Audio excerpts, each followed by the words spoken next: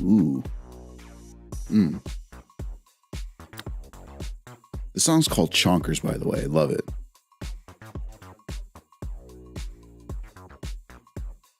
How's it going, chat? Can y'all hear me? I hope so.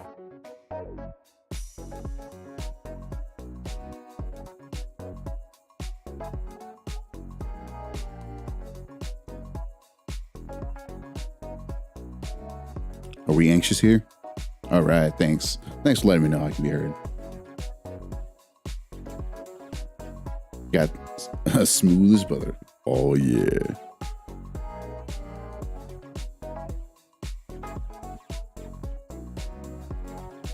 Ooh.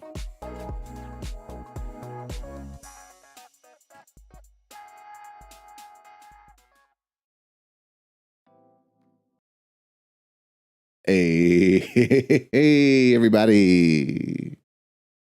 How's everyone doing? How's it going, chat? It looks like we're doing well. Yeah. Another day, another stream. And we got actually a really cool one happening today. You know, it's pretty crazy how we got to the point that we did with our guest today. Yeah, we vibing good. I'm glad we were vibing. Super glad about that. It's pretty crazy how we got to the point where we did to communicate with the person with our guest Yin. It's pretty crazy how we started there. So we actually started communicating a little bit back and forth when on that very raw emotional night of the election night. And you know, Arbiter out there, Arbiter Skyward on Twitter and on Blue Sky, he put together a little Twitter space, and it's kind of reckon with what happened during the election. It was a very raw day, a very raw night for a lot of folks. And I think the words of encouragement I spoke on there were enough to like get people through certain things. And because of that, my boy Yin here reached out to me, and we exchanged a couple DMs, and there's a very interesting story behind him. And, you know, I kind of want to get that story out there. There's not only that, but there's also another great project that hopefully we can get into. You've seen him, you know, all throughout Smash, you know, as a commentator. You know, you've seen him at Crown, Don't Park, Genesis Black. Apparently, he's the owner of an esports organization, Golden Spike Esports, and world famous ex-Mormon, ex-husband, and Twitter degenerate. But yes, our boy Yin here, he's on travel right now, I think, and is actually borrowing someone's PC. So I'm actually glad we're actually even able to have this conversation. So enough with my yapping. Let's see if our boy's ready.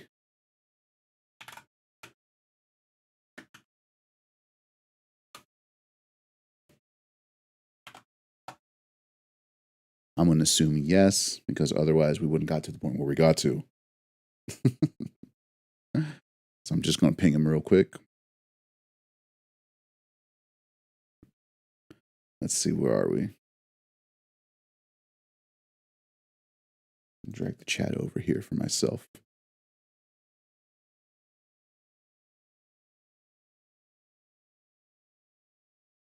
All right. The other chat, yeah. All right. So let's start this call right now.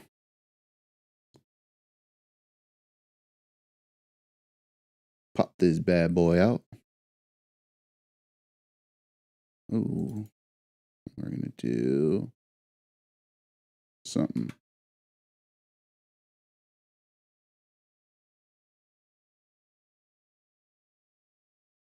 The group chat, which one? Oh, here we are. That's one we're going to. All right. We got the cams on. Let's see. I think we're here. I think we out here.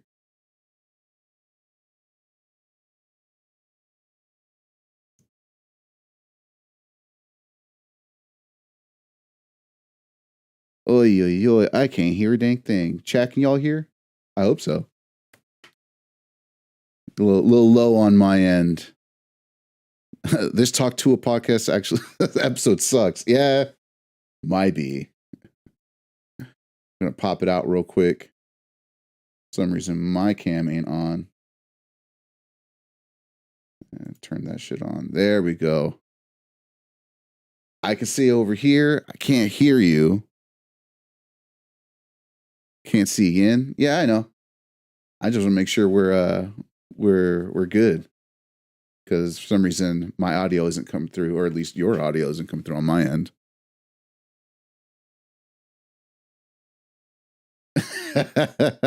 I'm not going to put you on blast. I'm not going to let the chat see you struggle. We're not going to let the chat see you. I can only hear me, not Yin. Yep, that's what I'm hearing. That's what I'm seeing. Which, by the way, chat, my man's dressed immaculately. So at the very least, you can have that look forward to. This is why we do it live.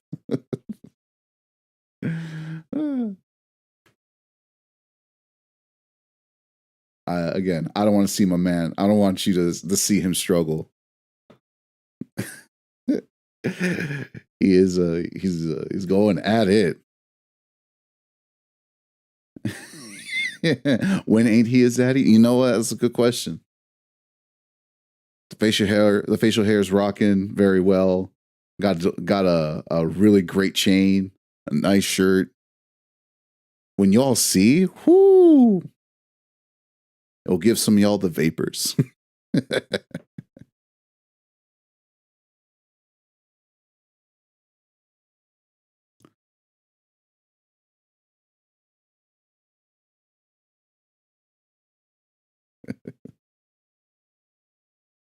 It's me. Did I mute you? All right, let's find out.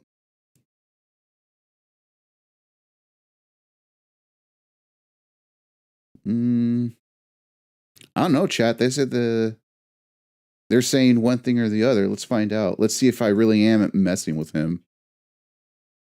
And I can't legitimately hear him. Turn that off. Discord. What? Discord seems functional.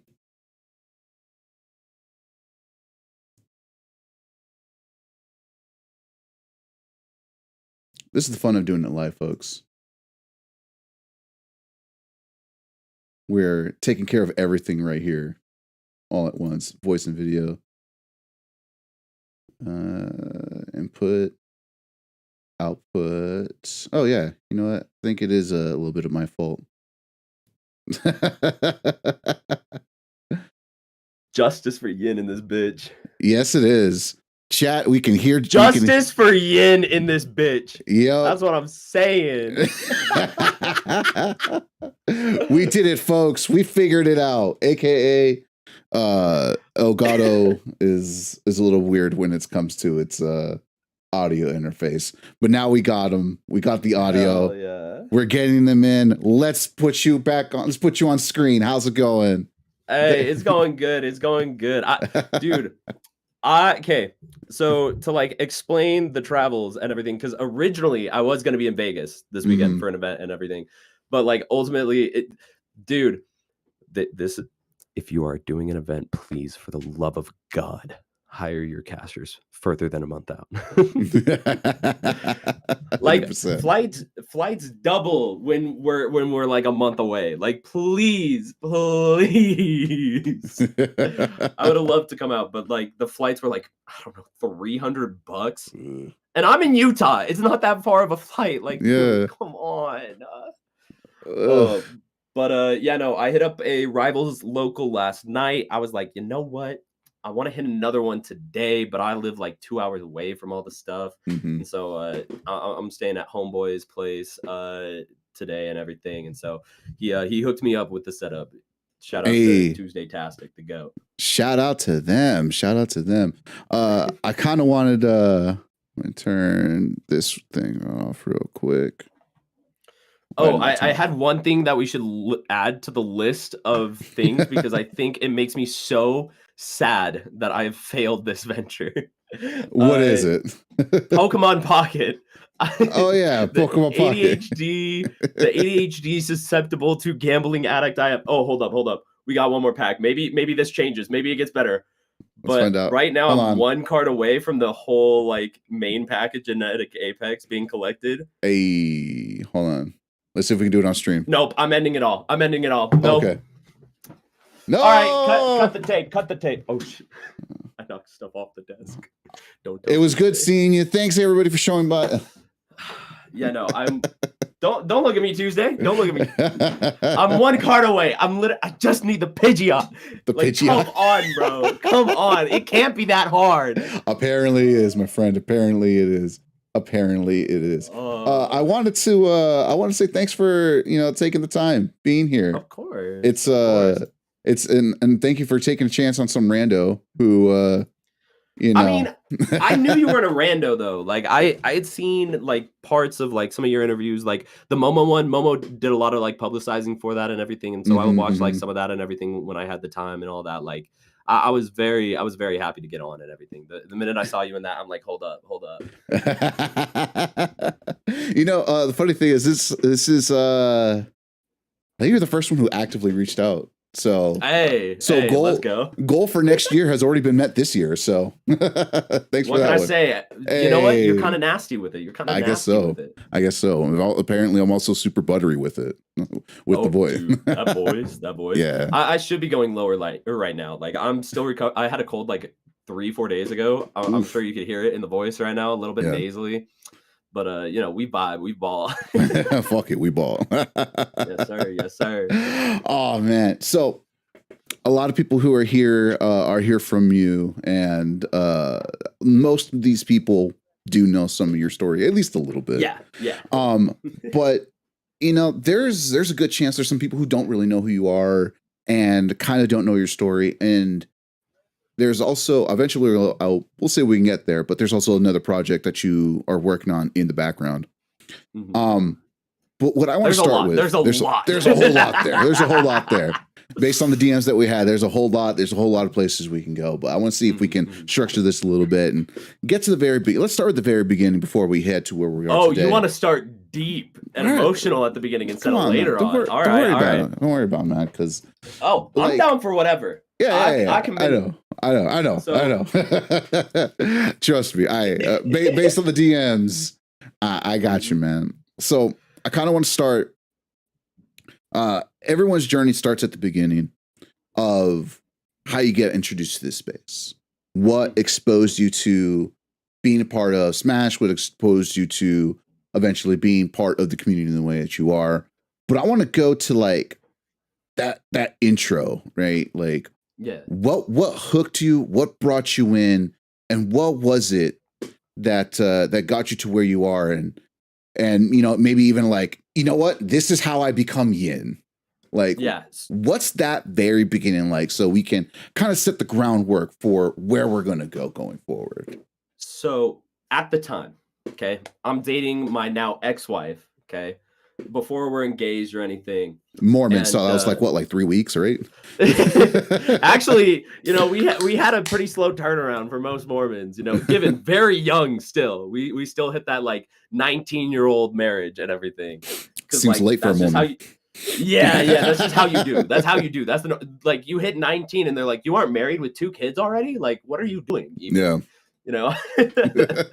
But no, so like, we're dating at the time, and for her birthday, she wanted something that like could get her family, my family, our friends involved and everything. And so she wanted to just do like a brawl tournament at home. Okay, this is 2020 or 2019, late 2019. All right. And I'm like, I could take it a step further. I'll just cop a copy of Smash Ultimate right now. I'm not going to tell her. I'm going to surprise her and everything. And me and Jordan, my friend Jordan, aka Yang, he is the Yang to my Yin, by the way. Shout outs to the GOAT. We stay up till 4 a.m, unlocking every character in the game. And we don't realize that there is this like easy way to do it. Like, with the Kirby and running back and forth. Oh no, not just that, but like after you fight the new fighter, you can hit home, close out the game, go back in, and it'll automatically reset the timer. So like the timer doesn't change to be, because if you don't know, you have to play for like, I think it's like 20 minutes, 30 minutes before you can unlock another fight or something like that. But if you exit out before you go back to the main battle screen, then it doesn't reset the timer yet. And so you just run another match, run off the like do one stock, win it or lose it real fast, and then you fight a new one. Yeah. And so like we didn't realize that till 2 a.m. At this point, we're already in deep. Yeah, you're in too deep. Sunken fallacy. Sunken cost fallacy. So I run like surprise, and like we do this tournament with everyone and everything for Smash Ultimate.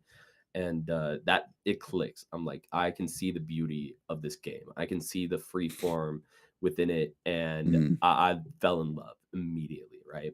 And so now I'm a very competitive person. You ask anybody in my family, the whole side of the family, we're sitting there playing like the most casual like card game or board game where it's not even supposed to be capable of being competitive.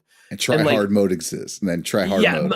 My aunt the other day, we were talking about like this card game where it's a lot more cooperative, and she's like, what's the point in that? Why would you ever play that? And it's like, hold up, we could find ways to make it competitive.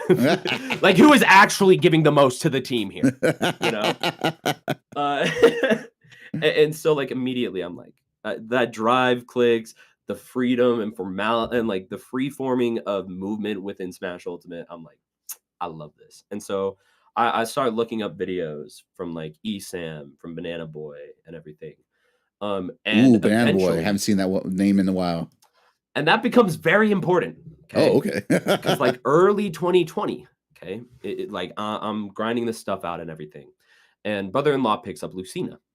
And I'm like wanting to make sure, like I'm wanting to figure it out better. And he has a video on how to beat Lucina, where he does it with another player from his same region called BBW. Okay. Little did I know, and I would find out during this video, he's like, yeah, me and BBW know each other because we're both top 10 in Utah. Like, what? Excuse me?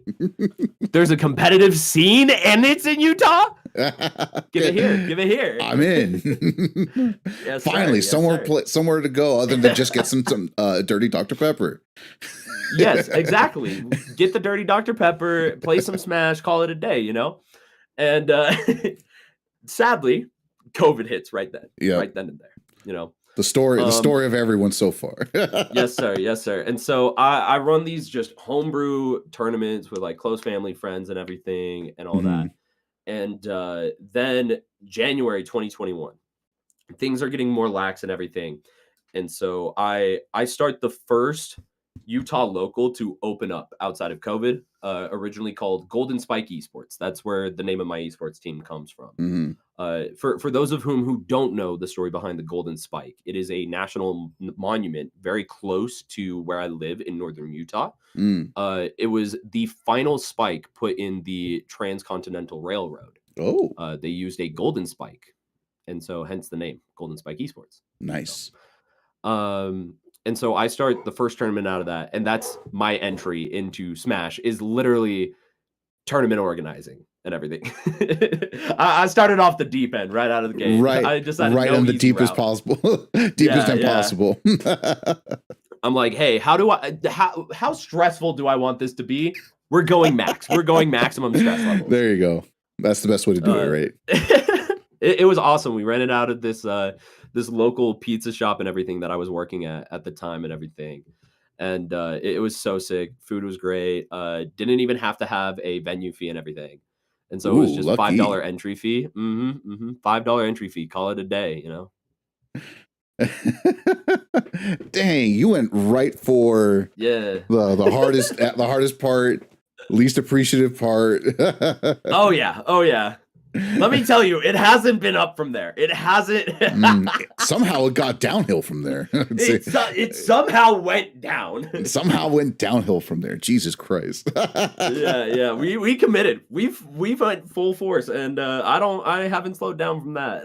That's actually crazy, because the only other person that I heard like started in the Smash scene. I mean, to be fair, you know, the pool of people who I've been able to, you know, find out about this isn't large, but like the only other person that I'm aware of that started trying to be a TO, started their journey into the Smash scene as being a TO, is Jerry from Top Shelf out here. Yeah. You know, ran Wave Dash, did MSM Zero, has they also do Saving Mr. Lombardi. They also do Rage Against the CRT, the local out in San Diego.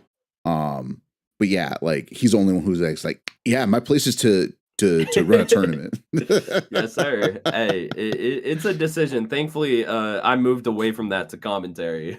You know, given not much better, especially when I was like, you know what, we're fixing stuff up. I'm gonna start helping with commentary, directing at events and everything. That is only like, as said, I keep choosing the hard stuff, man. It's a problem. Somebody needs to stop me.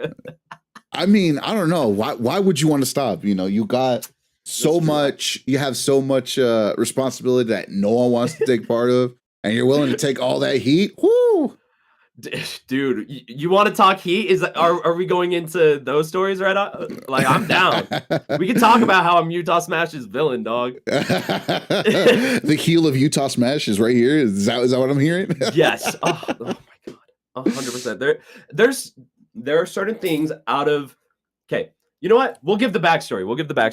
I won't say specific names for so ultimately, the first time I became Utah Smash's villain, at least like where I was the focus, because I also traveled initially, because I live 2 hours away, right? This random place, northern Utah. So I have to drive like an hour even to Salt Lake City. All the events are in Orem, which is another hour south. Okay. Cool. So me and this this other northern Utah player, Oa, King K. Rool main, right now, top 5 King K. Rool in the world, top 5 in Utah, coaches, Copel, him and Copel coach each other and everything. Like, this guy's nasty with it, right?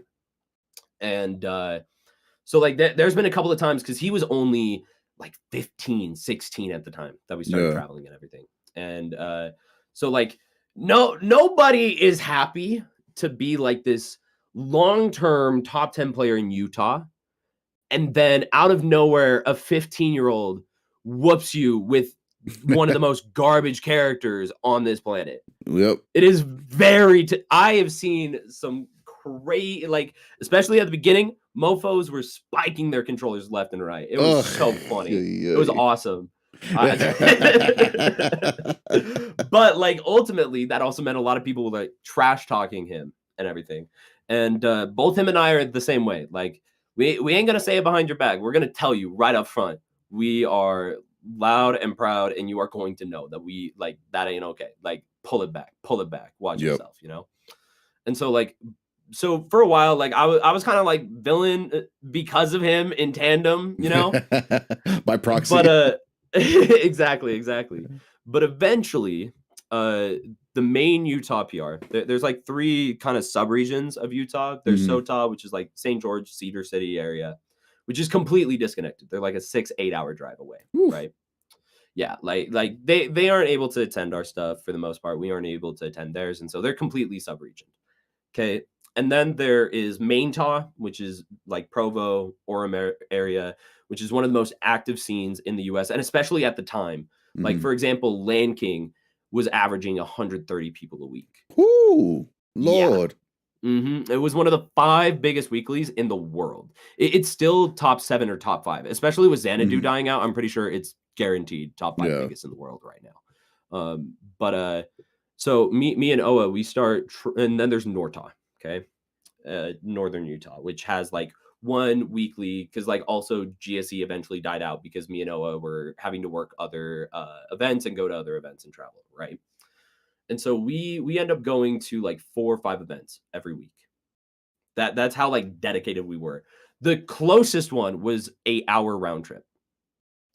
Then 2 of them were 4-hour round trips. Oof. And then 2 others were like 3-hour round trips. Oof. So like we were doing 4 to 5 of these every week. We were dedicated. There is a reason why this guy is top 5, top 10 in Utah. There is a reason why I got like as good at casting as I did so quickly. Yep. But eventually, Maintah, the PR panel, okay, they pull some things, okay, because Nortah counted towards the same rankings. And they made some changes to the rules where now there were requirements for a tournament to count towards the rankings.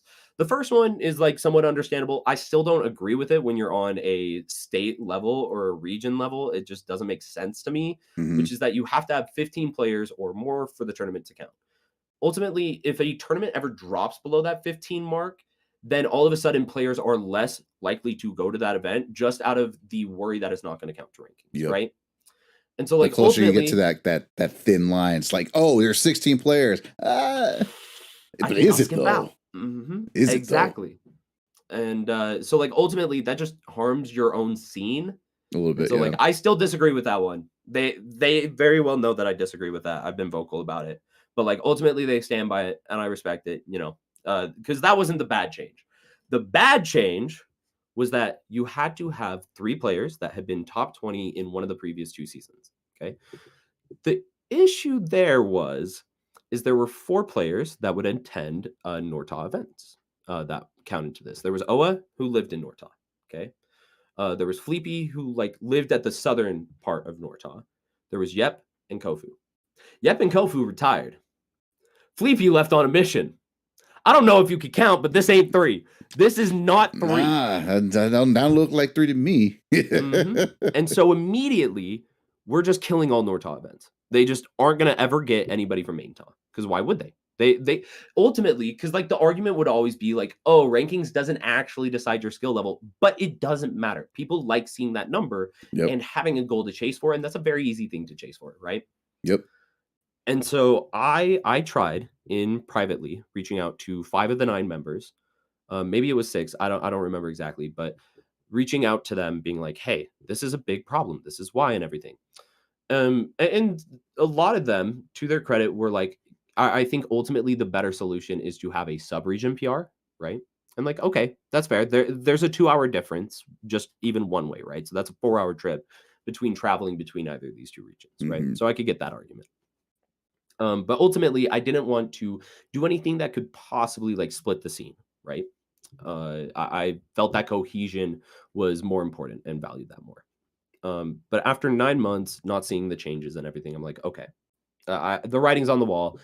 I need to do something that will rejuvenate Nortah Smash. Okay.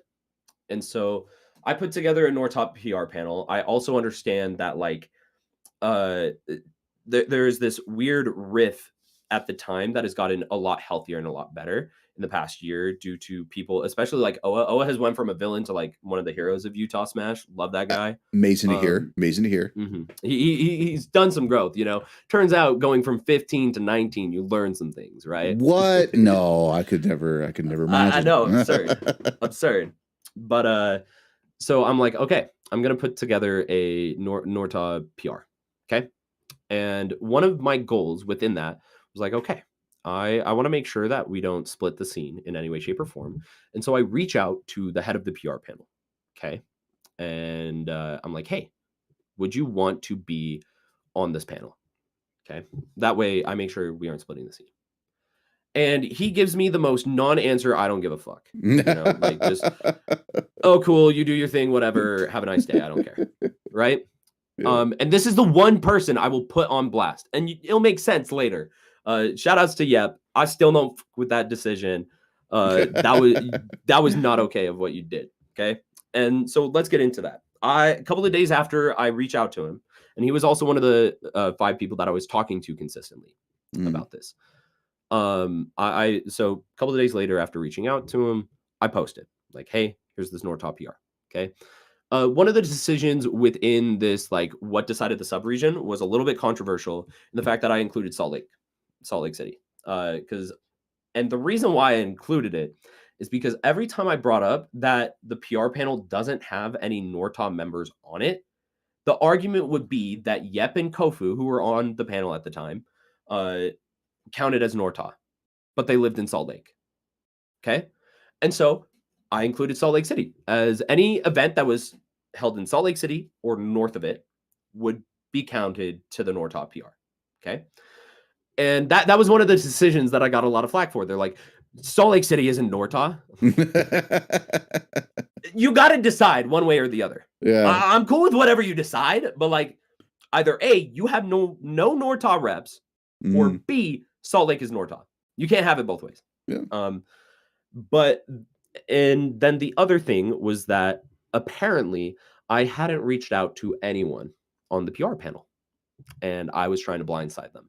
Specifically, the one person who said this, and I shut their mouth very quickly, was Yep, who said I did not reach out to anyone and I was trying to blindside them. And so I put one response: shut your goddamn mouth, or I will post the fucking replies. And he shut his mouth, as he should have in the first place. And from there, to give him credit, he reaches back out to me. We actually have like productive dialogue on what needs to change. The fact that there is no Norta representation, the fact that this is killing Norta's scene, right? And there's no incentive for travel. If your whole point was like, there is not enough travel to justify having Norta represented like this, then why are you doing something that's decentivizing travel, right? And so from there, they add some Norta representation onto the PR panel. They remove that rule of requiring the 3 players and everything. And at the time, Yep had already like stopped competing in Smash, and he was done with the stress and everything. And so he also stepped down from the PR panel altogether at the time. So you know, I guess I'm kind of at fault on that one. That's the first time. That's the career clearer. The career killer. That's the first time that I become kind of looked at as the villain. I will say some people like they went back on what they had been saying, because the whole time I'm getting this like, oh, Nortot should just have their own rankings. Some of them went back on that and they're like, what the heck? Why are you splitting the scene? So for those, like, whatever, I don't care about you. There were a couple that I got, like Speedy Blue Dude, I got to give him credit. That man stood by. He's like, no, we told them that they should do this. Why are we getting mad? No, screw off. He's doing the right thing. And it's like, for that, full on respect to Speedy. I think another one was like TJ Fatty, Big Homie, or Puddles now, Chusta. Like there were several of them, but it was like there was just no winning in this situation. Yeah. Okay. But like ultimately, the changes that needed to happen happened. Yes. Okay. And so this is a lesson in my mind at the time. I'm like, okay, if it's not getting handled privately, it might have to be handled publicly. Oh no! I'm loud and boisterous enough. I'm gonna hammer it. It's gonna come through. Yeah. So that happens last year. This year is where I kind of solidified this villain look, and it's the heel. Like, the heel, 100%. And a lot of it comes from ultimately me just being jaded. For like those in Utah Smash who don't understand why I got so aggressive with my opinions and everything, it's because of how jaded I am at this point. Because like ultimately, if I'm gonna have people vilifying me, If I'm going to be trying to handle things privately, where people are like publicly saying that, like, yeah, they like me as a person, they think I'm a cool guy and everything, but then privately they're screwing me over or ghosting me, ignoring me. Like, no, I don't care at that point. Why should I? You know? Mm-hmm. And so that gets to code of conduct panel issues. Okay. Oh, we're getting there from the very. All right, Yeah. cool. I didn't realize we're This gonna is get where there I so become the quickly. next. This is where I become a villain again. Okay. Are we talking original code of conduct with like Dr. Piggy and No, that whole group, I wasn't or around then. oh okay, I wasn't oh around okay. at all. Yeah, So I came in after COVID, so I have no knowledge of like anything else code of conduct wise for Utah. And Utah Smash at the time didn't even have a code of conduct or code of conduct panel when I came into the scene you're in coming 2020 in, you're in literally coming 2021. in that post-COVID era, the Mhm. the disillusion of the like I guess national like code of conduct Mhm. where people would submit. It was like a 5-person Yep, there was the panel. Me Too movement and everything, Yeah. and the national code of conduct panel dissolves and everything in like the wave of that, right? Mm-hmm. Um, that whole mess. So like for Utah gets its own safety panel in like 2021, like the latter half of it or Mm-hmm. the beginning of 2022. But the issue is this isn't propagated anywhere, right? There's no like I didn't even know there was one until 2023, Mm-hmm. and Mm-hmm. nobody really knew about it, and there wasn't a easy way to like you couldn't figure out how to send things anonymously, reports and There was everything, no or be real protective mechanism for Mhm. these kinds of things to propagate. Mhm. And so like this was a big issue, and I bring this up. I bring this up with a member of the PR panel who I knew would have direct ties to the COC. I bring it up with the 3 people that I knew were on the COC, or 2 of the 3 people that I knew were on the COC. Mm-hmm. Now I'm not going to name names on this one because there's a very good reason why code of conduct members are normally anonymous to like avoid having like doxing or harassment when it comes to their decisions for cases, right? Mm-hmm. But the one that is publicly on the Utah Code of Conduct panel is Big Black. Okay, now I didn't realize that he was the like public figurehead for it, and Mm-hmm. I didn't really like know him that well because also Big Black is he only helps run Crown, and then he is the figurehead of the COC, so he's not like involved in the scene like that, you know. He's very Um, much a background character mhm. in the grand scheme of things that does have a prominent role, it seems Yeah. like, when that prominent role has to be presented. Mhm. Now, given I also think he should be on the code of conduct. I think he makes a great figurehead. Because like I talked to him quite a bit, especially after like the fallout of what is to come within the story, right? Mm-hmm. And he's also one of 2 people within the scene that I know of who has the like actual there's an official training on how to handle these like very sensitive situations, right? With Certainly, certainly. sexual misconduct, for example, you know, and like that's very important to have that that sort of training on a code of conduct. And so I reach out to like 3 4 people in specific on like, hey, there needs to be a public Twitter for the code of conduct, if nothing else, so that there is a clear, easy place that they have linked with the code of conduct. That way, everybody can find it easily and everybody can point to it easily. They know the rules, they know what to follow. And then 2, so that you have this very easy Google form where you could submit reports anonymously, right? Certainly. Because you know, especially in sensitive cases like that, there's times where like you are worried and scared for your safety, and you don't want to be tied to that, right? Especially with like in if you look at any case, like Hmm. large, small, there's always this sense of, oh, you're doing it for attention. You're doing this Yeah. to upheave whatever this other person has built, and Hmm. they're like the There's going to be fear of continuous. retaliation, you There's know. exactly that fear of retaliation. There the continuous lessons that we hear and we try to learn every single time, where you don't you don't pass judgment on who a victim is, because there is no such thing as a perfect victim. You do not Yeah. you do not disregard the experience that they had. If we find out down the line it was just a misunderstanding, that doesn't mean we don't believe the victim in that moment, because Yeah. it takes a lot for a lot of people to come out and say things when, especially if they're ill-equipped. We're not doing this as a very safe and open place to consistently do these kinds of things. The majority of the people in this scene barely have had like they don't even know how to do a mortgage payment. Half these people, you ain't wrong. half these people, I don't. half of these people don't know what it means to be an escrow. They don't know how to build credit. They can't legally own, not legally own. They can't legally drive a rental car. The hell, half of these people don't even have driver's licenses. Shout out to Zamba, the one and only. The only one that knows is Zamba, right? Yes, sir. The biggest flex he had is, I have a driver's license. And a lot of people were like, what? Really? Because they didn't all have it.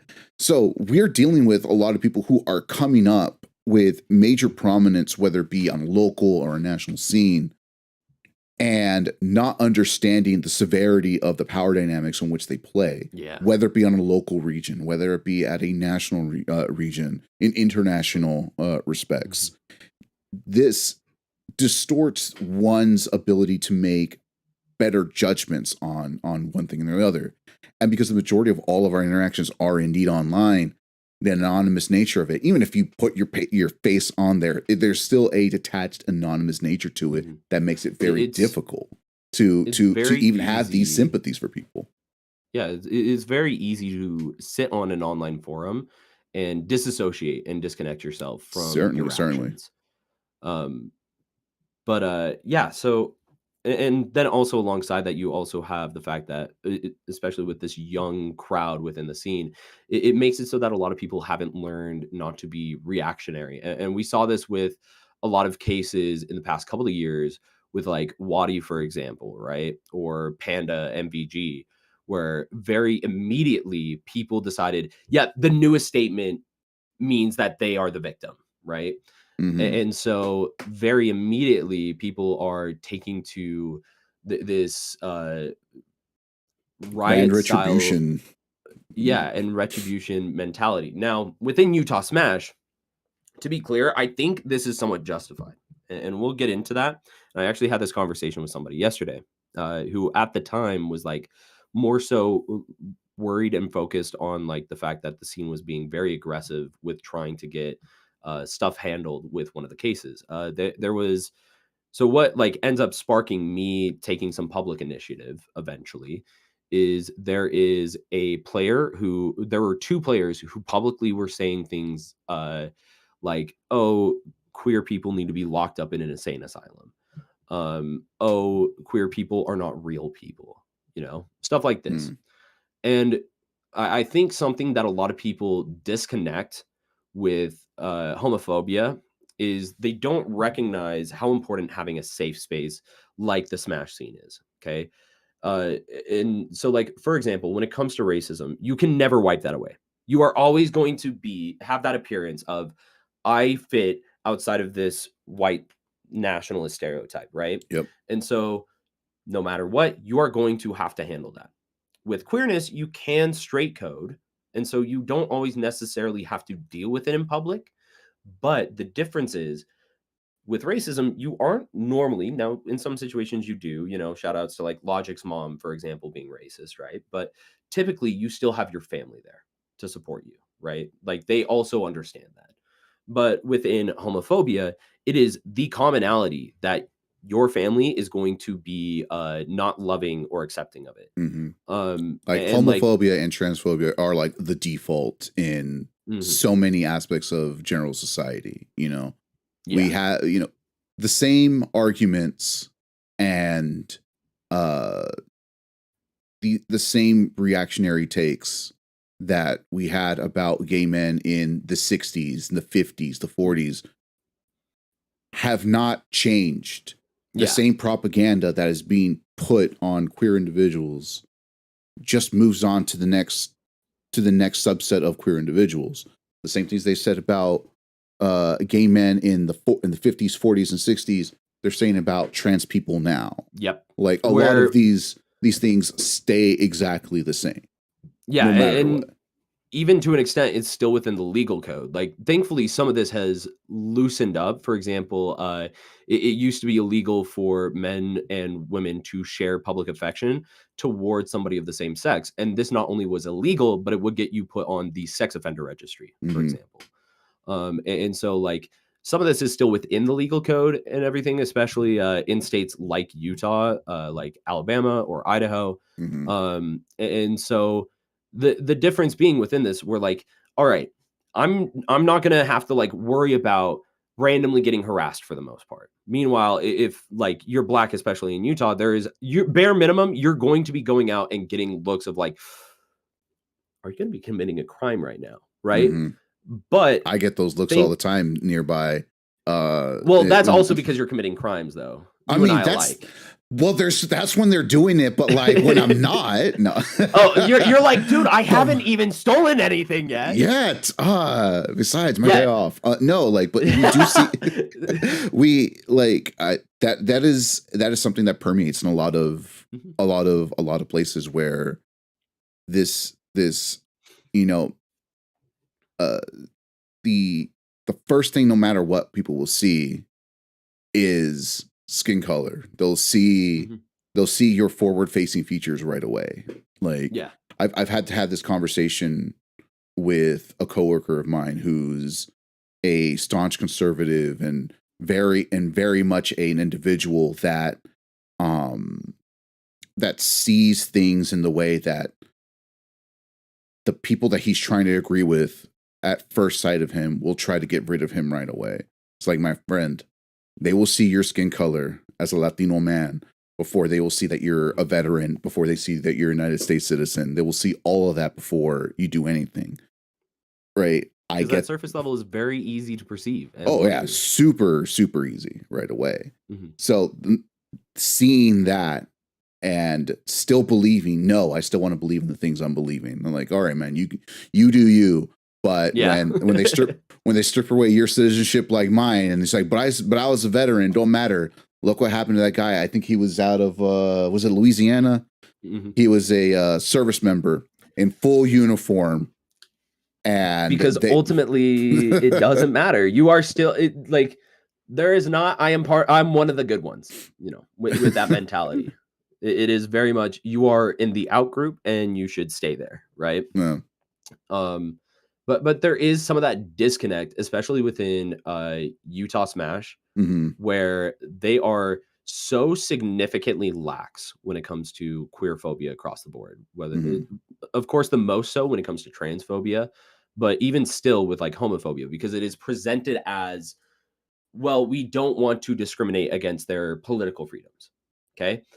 And the issue is, with a statement like that, is you do have the political freedom to believe what you believe. You do not have the political freedom to make what is supposed to be a safe space and a safe environment for many people who are escaping their family life, who don't have a group, a support system to no go true to community. Exactly. Like, they have to hide themselves at home. They have to do that because otherwise they're getting harassed by their parents or their siblings, whatever it may be. And that smashes their safe space within that. That means you don't have the freedom to then make it a hostile environment, and that's a very important disconnect. That has happened quite a bit within Utah Smash. That has made it one of, if not the most lax when it comes to reprimanding that sort of thing,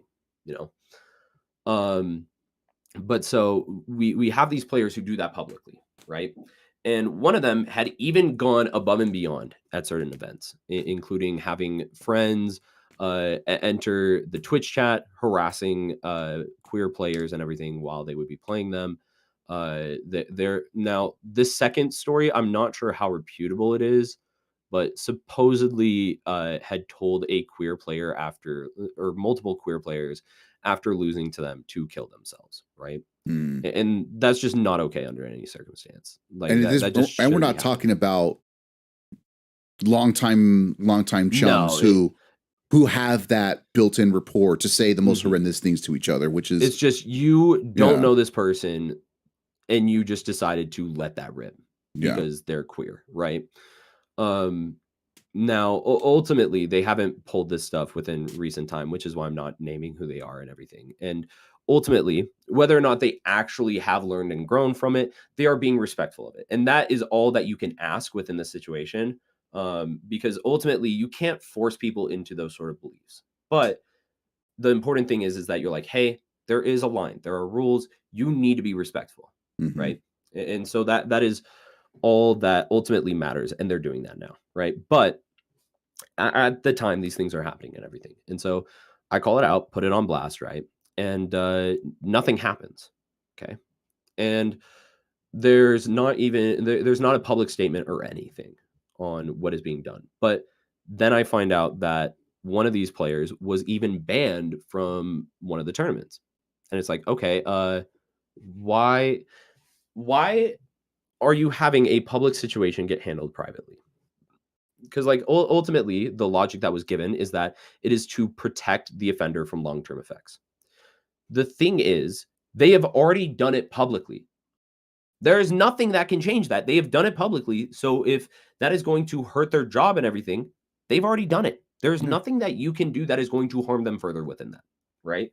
And ultimately, the importance of handling that sort of thing publicly from there when it is a public issue already, because private and public are very different. If it is somebody who privately reported something, it should be handled in private, unless like the person is ban evading, right? Then at that point, like, all right, you've given up all rights to your protection of anonymity because you are breaking the rules further, right?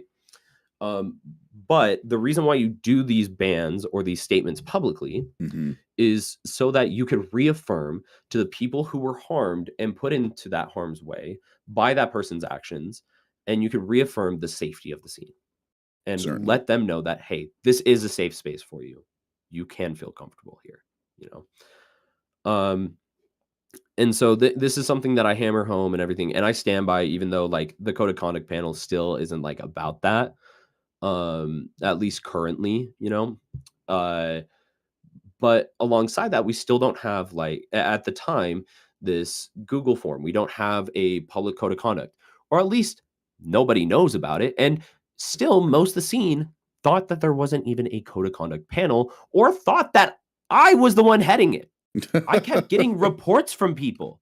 Like people would come to me and be like, "Hey, I need to make a report," and I would have to tell them, "No, don't do it with me unless you really want to. I'm not on the code of conduct panel. You can reach out to here. You can fill out this Google form here, whatever. Like these things, right?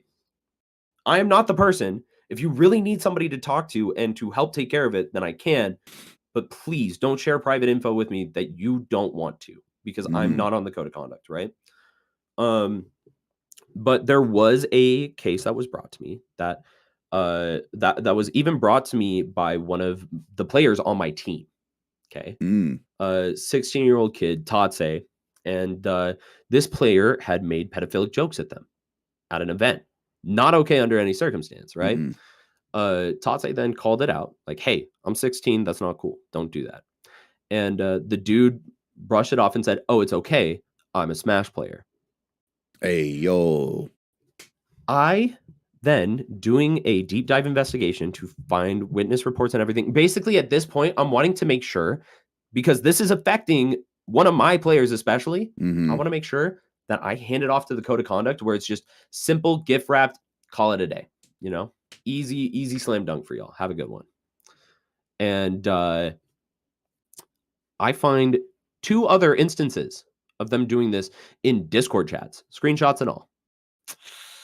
One to a 14-year-old, one to another 16-year-old. Okay. Each time called out, the person would say, "Hey, I'm 14, I'm 16. Oh, it's fine that I make those jokes. I can keep doing it because I'm a Smash player." No, no, no. You don't need to be around Mm-mm. whatsoever. I don't care. I don't care. You don't need to be around. You get to take a year off as far as I'm concerned. You know, come back when you aren't acting like a piece of garbage and threatening, especially minors. That power imbalance is not okay. Mm-mm. Right. And so I bundle all this up, gift wrap it, send it into the COC. Ghosted. This is something I have not told publicly until now. They fucking ghosted me on that. It was one specific member, to be fair. It was not the whole COC. That's why I'm jaded. That's why I don't give a fuck. I'll be the villain as long as that gets taken care of. I don't care. Because ultimately, I'll look like the villain. Everybody else is safe. Cool. Shit gets handled. I don't care. Right? It got taken care of in the way that it should have without having to go through the circuitous route of becoming the next, like I said, the heel of the scene. I shouldn't have had to do it. Yeah. But over the course of 8-9 months, things weren't getting handled. There was still no public code of conduct. Well, apparently there was, but as said, Big Black, who is not like this public figure overall, despite being the figurehead of the COC, it was on his Twitter. I had no idea. How would I? Why would I check his Twitter? Certainly. And so most people still didn't know there was a COC. They didn't know that there was a Google form at this point because it was a random link in the PR panel's Twitter. So you're just going to think that has something to do with the rankings because why wouldn't you? It wasn't labeled at all. And then alongside that, I knew that this case with the pedophilic jokes had not been handled at all, right? This person had not even received a talking to outside of when I reached out to figure out what was going on, right? And so I put a lot of stuff on blast. I did not say that I had messaged any of them privately because ultimately to me, I still saw each one of these individuals' values as positive on the scene. And if I'm going to burn this down, that isn't going to help anyone. Nope. And so I don't say that I've been reaching out privately for 8-9 months. I don't say that I'm getting ghosted, getting ignored on several things, right? And so then I have several people, and this is how I become the villain. And I chose this, to be clear. This ain't any of their faults for not knowing that I did this work in the background. But I get a lot of people who are like, yeah, this needs to change, but like, why wouldn't he like reach out privately? Why didn't he do all this and that? Okay. And I only call out one person within this. Once again, I only call out one person, one individual, or respond to one person, one individual within this. And that is Clockwork, who is one of the owners of Land King and the head of Land King overall. I personally responded to him because of the fact that I have worked with him on several occasions. There are things that have happened with Crown or with Land King we've handled privately. And so like ultimately, if you have worked with me this closely, you should know my MO. You know how I operate, And so he makes a statement going over everything of like, hey, I used to be on the code of conduct panel, but since I'm off of it, I feel more comfortable talking about it now, which, fair. Certainly. But like we don't do public posts on anything, even if it's done publicly as a, not to interfere with their personal life going forward from there. Like that could hurt their job chances and everything, which like, once again, they did it publicly. So they don't care about that clearly. Otherwise they wouldn't have done it publicly. And this should have been handled privately. This is very immature that he didn't. And what was the other? Oh, and they always make sure that they take care of cases and they let the victims know when it happens. Okay. Here's the thing. I have a case that I gift wrapped for them and it hasn't been handled because I know the victim personally. And I told them to keep me up to date to let me know. That way I made sure it got handled. Right. I have a direct line with Tatse's parents. Straight up. With the parents. So like, yeah. They have my number and everything. They have my contact info. That way, because ultimately, you're also on a Smash team with like another adult. Like that is also, I recognize that is a power dynamic, right? And that is very much so. That could be a dangerous power dynamic for a minor. So I want his parents to know exactly what happens within the esports team. Yep. I want them to have direct contact with me. That way, they can make sure if they ever feel uncomfortable, reach out directly to me. And so I respond. I'm like, this is just false on every level. You should know it's false on every level because you've worked with me before. And alongside that, there are people that I have contacted that And I'm pretty sure they would have told you that I contacted them, right?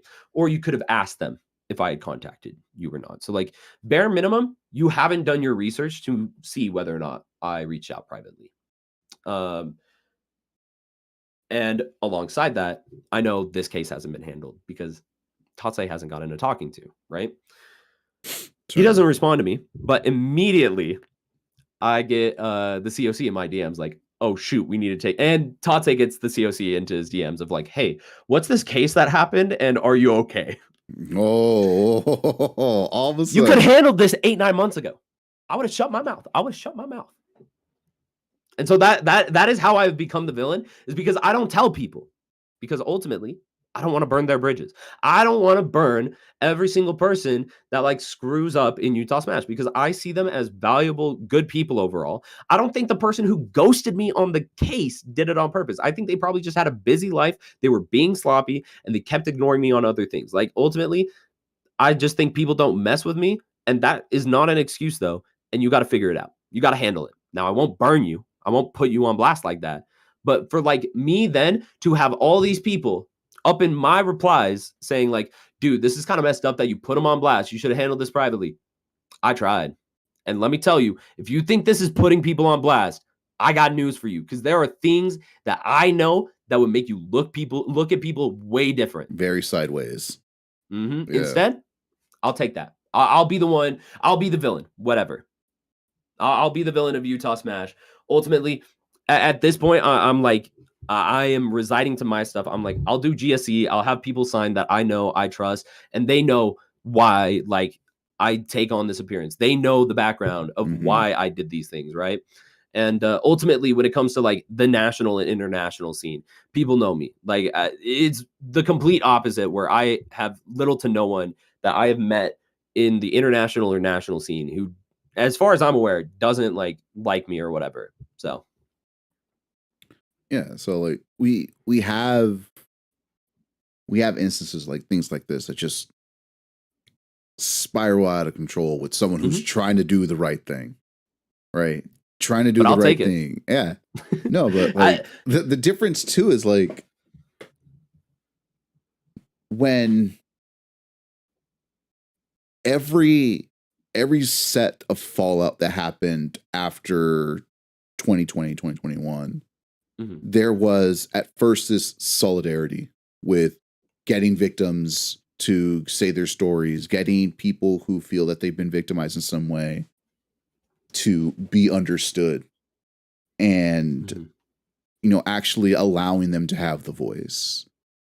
And then that flipped to, again, we need to get as much retribution, as much dunking, as much of our internet points as possible. And what that does is causes victims again to want to rescind everything they want to put out there, because now it becomes in the eyes of some of these people who don't truly understand the severity of what's going on. Now it becomes as a moment to, you know, vie for clout, vie for clicks, vie for attention in some way. And then we turn around and it happens all over again. We're back exactly where we start. The mob mentality of the negative outcome of these types of situations that get handled in public spaces and at this point. It loops back around to where we were at the very beginning. It goes full circle to the very start, to where we were. And you end up having to deal with, again, more power dynamics, deciding whether or not they can even take something on, or because more vitriol from places that shouldn't be receiving it in the first place comes through, and now you have to pick and choose. Or in the worst cases, the ones that are there who are supposed to be, you know, the safety, the protection of people within the scene, are directly involved and linked with the people who are considered the accused.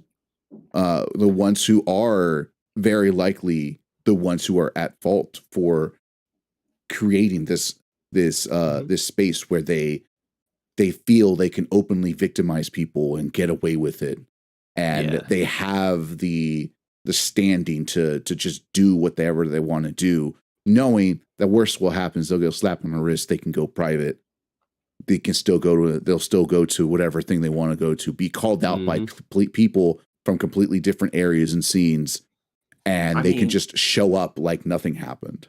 there's a great example in like Eastern US right now with like Broken, right? Oy, Uh, oy, oy, broken. Broken, who had been banned years ago, got unbanned because like I saw somebody saying because like people got soft, but like at the same time, like you got to give like people a chance when they don't do something like truly reprehensible. I don't Truly heinous. truly heinous. Yeah, that's a better word. Um, and then he just keeps pulling the same thing for like another year, 2 years, and so he finally gets this ban and everything. And people, because people only heard like the newest story and the like straw that broke the camel's back, and so like people are misrepresenting it because they don't know, right? They Mm-hmm. just think that like, oh, he called this duck hunt player pathetic. That's crazy to get a like perma ban off that. But it's like ultimately, bro was saying, "Oh, you're married? Really? You're pathetic. Like your wife doesn't tell you to stop playing like that or Yeah. let you play like this. You're pathetic." And this wasn't the first time either. He's been doing it for a long time, and he's like trying to play the victim online about it, you know. Yeah. And so like you have like situations like that or whatever where the mob goes after or doesn't understand the full picture, but everybody wants to do what's right by other people, you know. And so like uh and to an extent silence is violence, right? Like Mm-hmm. allowing injustices to continue when you know the info, when you have, and this is an important distinction for those listening. When you have the info and you've made sure to become educated upon it, choosing then thereafter to allow it to continue, you are choosing to be a cog in that violence. You are choosing to be a proponent of that, right? Yeah, And, there's no both mhm, siding this type of these types of actions mentality. Like yeah, what's the old phrase that the only thing that evil needs is good to people to thrive? do Yeah, nothing. exactly. Right. It's the Um, same kind of thing. the another one that like lines up right onto that, and I'm not even going to try to get the exact quote because I'll butcher it, but there's a MLK quote about how the or the white moderate Oh yeah. is the biggest enemy to the civil rights movement Yeah, that was right now. from the letters from Birmingham. Mhm. That's it. That's if for those of you that don't know. But no, and one of his other quotes also sums up another misunderstanding within Utah Smash that I think is done really well because a lot of people had a lot of problems with like this public attack at those two homophobic players, these two queerphobic players, because they felt like it was just the mob going after them, right? And to be fair, that is not a good thing to be doing, right? You shouldn't have like this mob of a group Hmm. crucifying somebody for their actions, but that is not the evil. That is the symptom of the evil, right? Because ultimately, these were actions that should have been handled by the code of conduct panel that Correct. weren't. And so the quote from MLK is riots are the language of the unheard, Yep. right? And so like ultimately, Utah Smash has like this kind of problem caused by the COC that nobody is feeling heard. They don't feel safe or comfortable to attend these events as themselves, right? They feel like they have to present in a different way, that they can't be who they are. Hmm. And nobody's seemingly doing anything about it. And so, of course, you're going to get this mob up. You are going to get this group of people riled up to take care of it because it's not happening. Hmm. Um, but yeah, so like, and I had this conversation with Tuesday actually, yesterday about like why I don't have a problem with the mob mentality right now within Utah Smash specifically, because ultimately that is a symptom of the bigger problem. And Yeah. you are never going to defeat that symptom of the sickness without curing the sickness itself. Mm-hmm. It's the consistence of like, well, why is this person committing all these crimes? It's like, well, they don't have they don't have the proper material conditions to put them in the place where they won't have to commit crime, you know. Well, if they're poor, why are they stealing why are they stealing these Gucci bags instead of loaves of bread? Yeah, because it sells for better money. Yeah. One loaf of bread is good for one loaf of bread, but a bunch of Gucci bags can get you 100 loaves of bread. Right? It's gonna do great if you go. You aren't going to steal these invaluable objects. You're gonna. Plus, alongside that, there is also that disconnect or that like change of mindset of like, yeah, I'm stealing from rich people who are scamming the general populace off with these like high end products, right? Compared to like this bread that was likely made from like my local baker or whatever. Yeah, I'm gonna steal the stuff from the guy that I don't, from the corporation that's screwing over the guys I do know, not screw over the guy that I do know who's making the bread and everything. Yeah, I'll still get him his money by selling these bags, by selling this TV or whatever. I mean, to be fair, I think public opinion on CEOs are about to drastically change. Consider, it's kind of into place right now. Historical context for come alive. You know, oh, shit. I think my personal story actually might explain why that sort of violence and everything is starting to happen. So let's you want to get into that. Let's dig into that a little bit because I had joked around. How much preface did I give you on this? Very little, which I think is actually kind of good for this because there was when I had asked real quick about like, hey man, what are some cool intro points? And it's like, oh yeah, ex-husband and ex-Mormon. I was like, all right, ex-Mormon, ... victim of divorce court. You're like, well, I don't want to say victim. I was like, yeah, all right. I'm not a victim. I don't think I'm a victim. I think ultimately the divorce needed to happen. We were just at different places. Like I left the Mormon faith in this year. So while I was married and everything. And so like, now given, do I think the relationship ended in the most healthy ways or she handled it in the way that she should have? No. But I also think that it was like a deal breaker for her, and that like having this difference in religion is very hard to handle in a relationship, and it's only going to feel even worse when that's something that like you weren't ready for, right? Like it's a lot different when you're dating initially. You could be like, yeah, can I vibe with this? But we were already married for like 4 almost 5 years, you know, had been dating for a year and a half before that. And we're like engaged for half a year. And so like long-term relationship. And then all of a sudden there is this wrench thrown in. Right. Yeah. And so that's why I say like, I'm not a victim of like divorce or whatever. I don't know, but it is funny to say out loud. Victim of divorce court. It is very funny to say out loud. The victim of divorce court. And no, like she's also handling it very, she's not even wanting to take a dime from my retirement plan. So like the fact that she's not even doing like, all respect, because like I'm sure she could have like gotten something if she wanted, but like no, she I'll give 100% full credit for that. Like but no, that's not even, that's way later in the timeline. We're jumping back to when I was 2014. That's 2024. We're jumping a decade back. All right.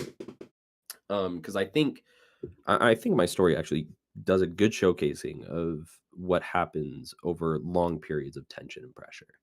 So for me growing up, I am the oldest of 4 kids. Okay. Again, Mormon family, not very big.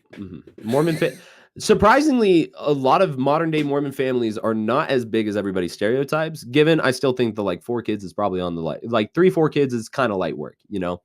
I will say if we're wanting to talk big families, I got a number that will kill you, Jesse. Well, I don't know, man. I know some large families. No. You don't understand. Unless different. It's my dad, 19 kids and counting type of deal. My dad, same 2 parents, all single birth, none adopted, just nothing out of standard. Okay. He was number 10 out of 19. Is it what? He was 10 out of 19, all popped from the same 2 people. The The pregnant for first like two were in 30. the same year. First two was Irish February and twins. November. Yeah, Some yeah. Irish twins. Yes, the Irish twins, baby. On the first go, which is insane. That is a heck of a decision. And Yeah. you can't raise 19 kids. To quote a very offensive comedian, Daniel Tosh, you can't raise 19 kids. You want to know how I know?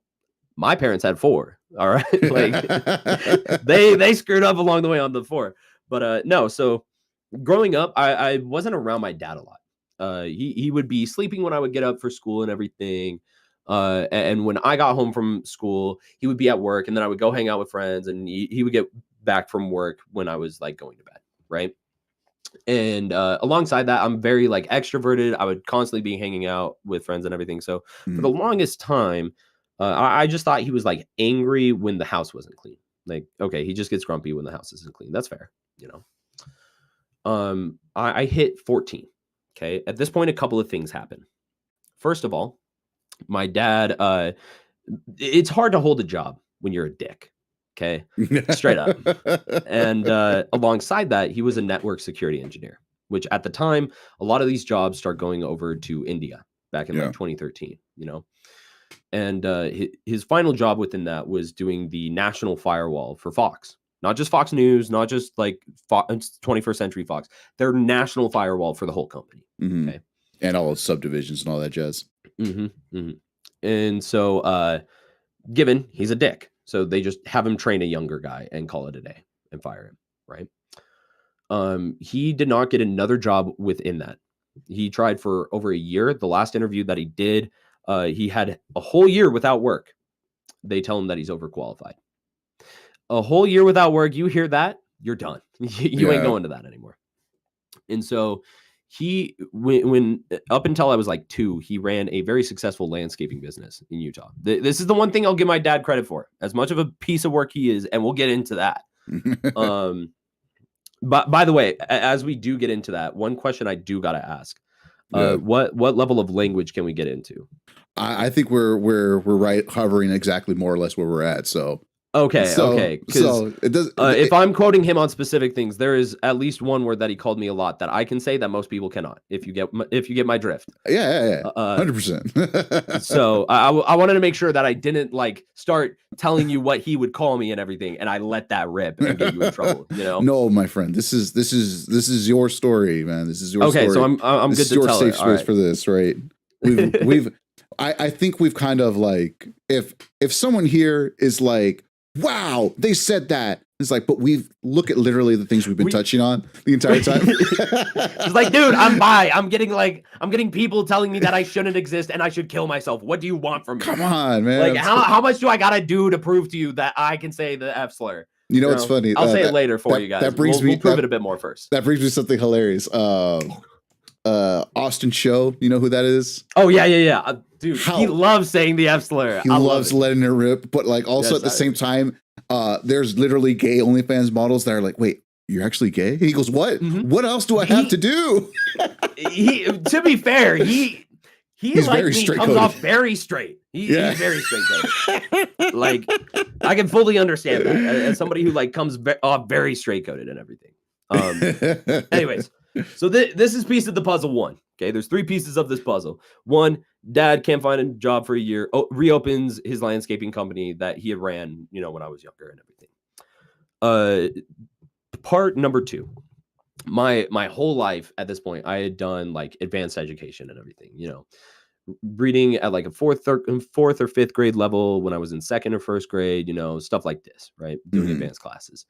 And 6th grade comes, and which, by the way, you're a 6th grader. You are a child. You shouldn't be expected to be mature and everything, right? The school will not put me in anything advanced classes wise because I'm not mature enough, is their reasoning. Which is like, okay, so you're holding me back because why? Oh, no real reason. Cool. Yeah. So that's piece of the puzzle number 2. Piece of the puzzle number 3, and this is the excuse that we gave to the school and everything when we pulled me and my siblings out. But ultimately, it was because of the way they were treating me and my siblings, right? Not giving us the advanced classes. Mom gets cancer, okay? Ooh. And so now, all of a sudden, I go from never being around my dad, really, to being around him 24/7. Because also, I'm 14. You're Mhm. you're old enough to where, like, you're also doing online and or online and homeschool. You're smart. You get your homework done plenty fast. You can also work in the landscaping business with me. Okay. Sure. And this was also a little bit before I turned 15, so I'm not like super like I'm not like beginning of 14, you know. So all of a sudden, it is a constant slurry of why can't you fucking get anything right? You are just a dumb piece of shit. You stop being a pussy. Get the fuck over it. You are just a stop acting like a fucking faggot. You know, Mhm. all this shit. And a lot of this, like even now, like recently, I realized how long I was like closeted and keeping that part of me down. I was talking to a friend. I think they said they were. This is actually the friend that I was going to be staying with in Vegas and everything. Me and this friend Sophia, we were talking and everything, and we were talking about this friend that we had from high school and middle school, and I'm like, damn, he was so hot, and I'm like, wait, did that come out like? I felt that when I was that young, you know, like I didn't realize that like, you know, freshman year of like high school or like, you know, first year or last year of middle school, like I was already feeling that way and everything, you know, because constantly what it was is the queers are going to take over, like they just got the right to gay marriage. They're going to take over the country and ruin it. Like you're acting so gay, you're just acting like a faggot, fix it. What the fuck is wrong with you? You know? Yeah. Um, and sorry to like my family, the family that is listening or told me that they would listen, and like, because I understand, you know, this is a lot of swears and everything. But no, it hit, it hit really hard, right? Yeah. And this is during this time where like the first stages of puberty, Some of you the know? earliest forms of developmental phases that you have an extreme consciousness that it's happening and trying to find out what type of what type of growth you want to Mhm. have. You're forming some of the most consequential pieces of your identity that Yeah. you want to have full control over, and you're there's literally everything up until that point is now becoming, is this the kind of person I'm going to be going Mhm. forward? How can I let myself be this way? Look at what everyone wants me to be instead. And which, that part never really goes away, even as you grow into an adult. Yeah. But as a child, it It is hits on a extremely different level. consequential, especially for you being in that kind of environment Mhm. with the type of mentality that you internalize about a part of your identity that you didn't know how to handle, how to embrace, to Mhm. be allowed, whether or not if you could embrace it, you know. Yeah. And so it hits hard right out of the gate, right? Um and for the longest time, I just assumed it was my fault, right?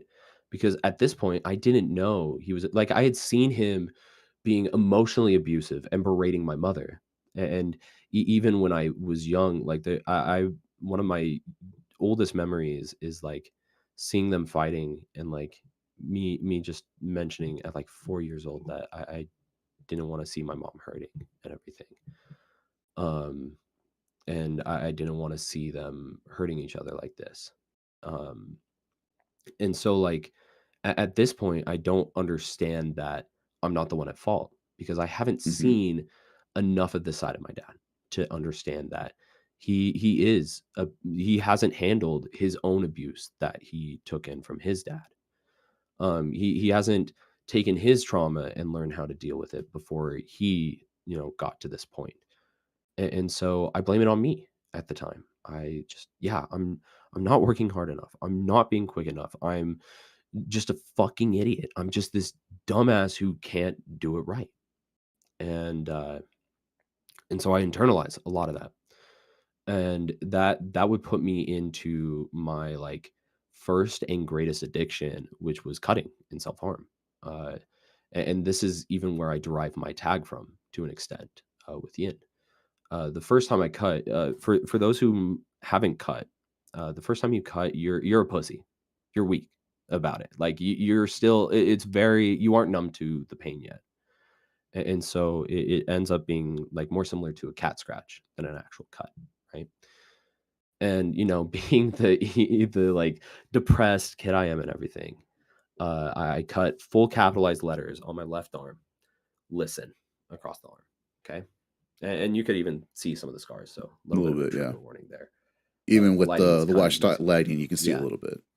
Um, and I cover it up with pen because immediately I'm ashamed because despite the fact that you shouldn't be shameful of this, like it isn't something that makes you weak or less than human, despite your internal thoughts telling you that. Um, it you shouldn't feel shameful of it, but of course I am, and especially at the time, and so I cover it up with pen, you know. And the next morning, when I clean off the pen and everything, all that's left is LI-TE, light, and so that's my original tag. Okay. Now to like get away from the deep stuff and to like explain how I got to yin.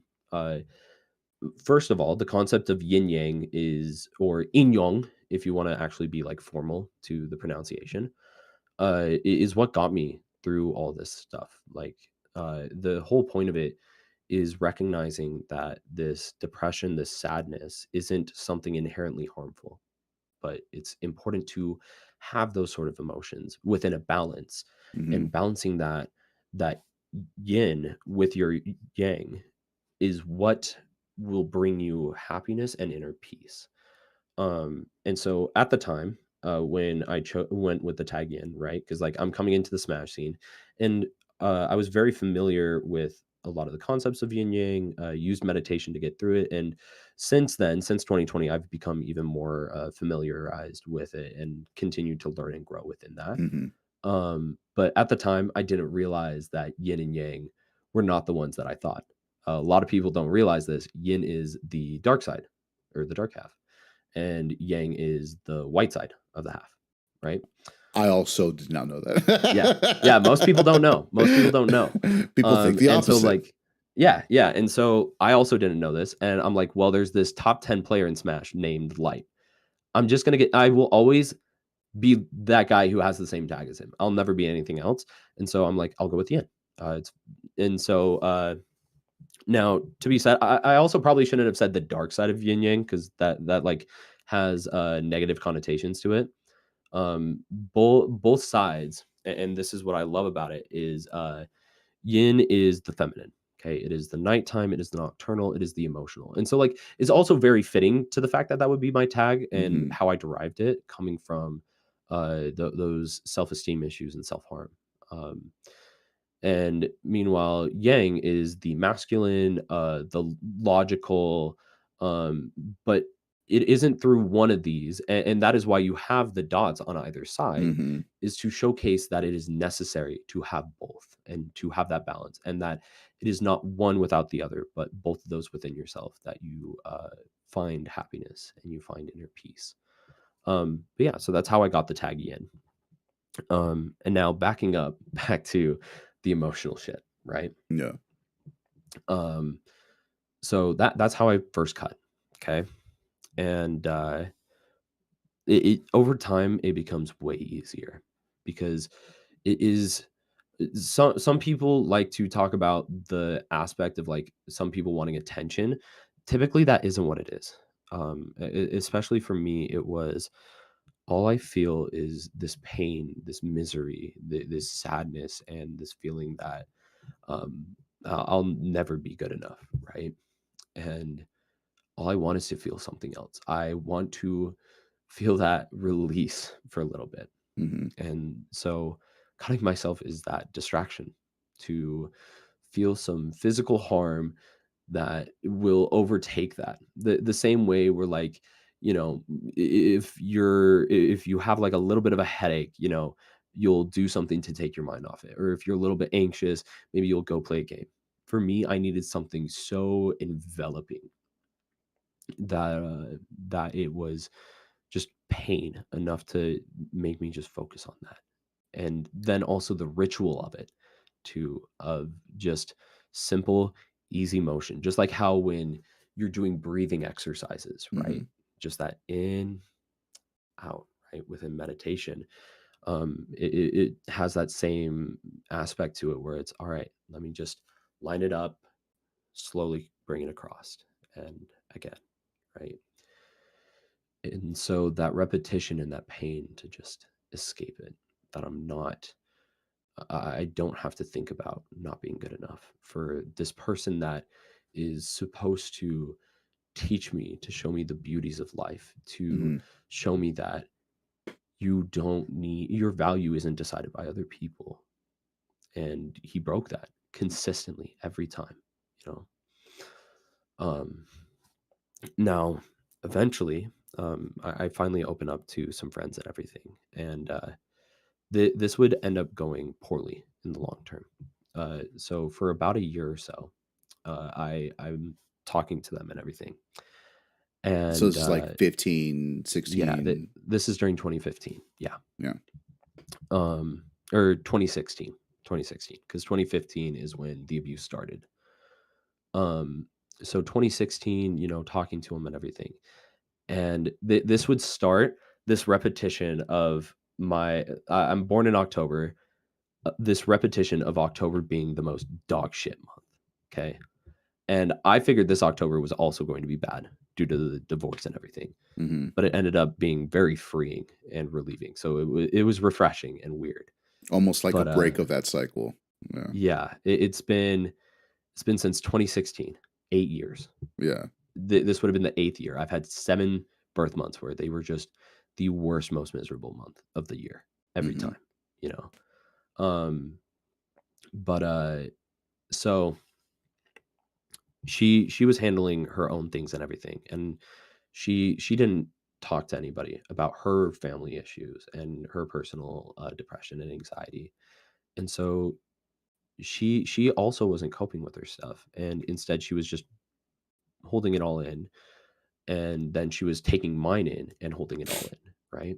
And so eventually, like a week before my birthday, something like this, maybe even the week of, to be honest, because I remember like 2, 3 days later, friends had apparently been wanting to throw me a surprise party before we had like this class together at the beginning of the day, and I did not want to interact with anybody. You know, I was so the most suicidal I had been in my entire life.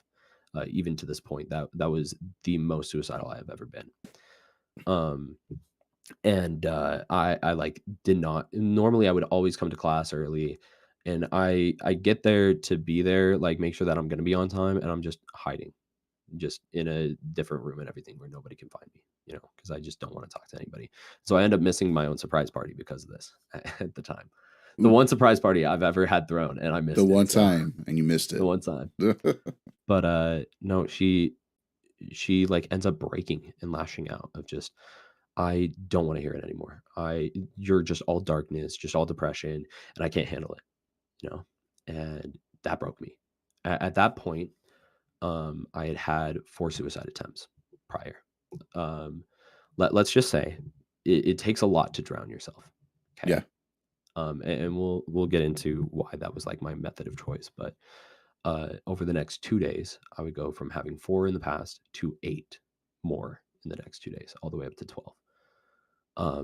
And it was awful. It was miserable. I just remember feeling so alone for the first time, because not only was I going through all this shit, but there was nobody that I thought could understand.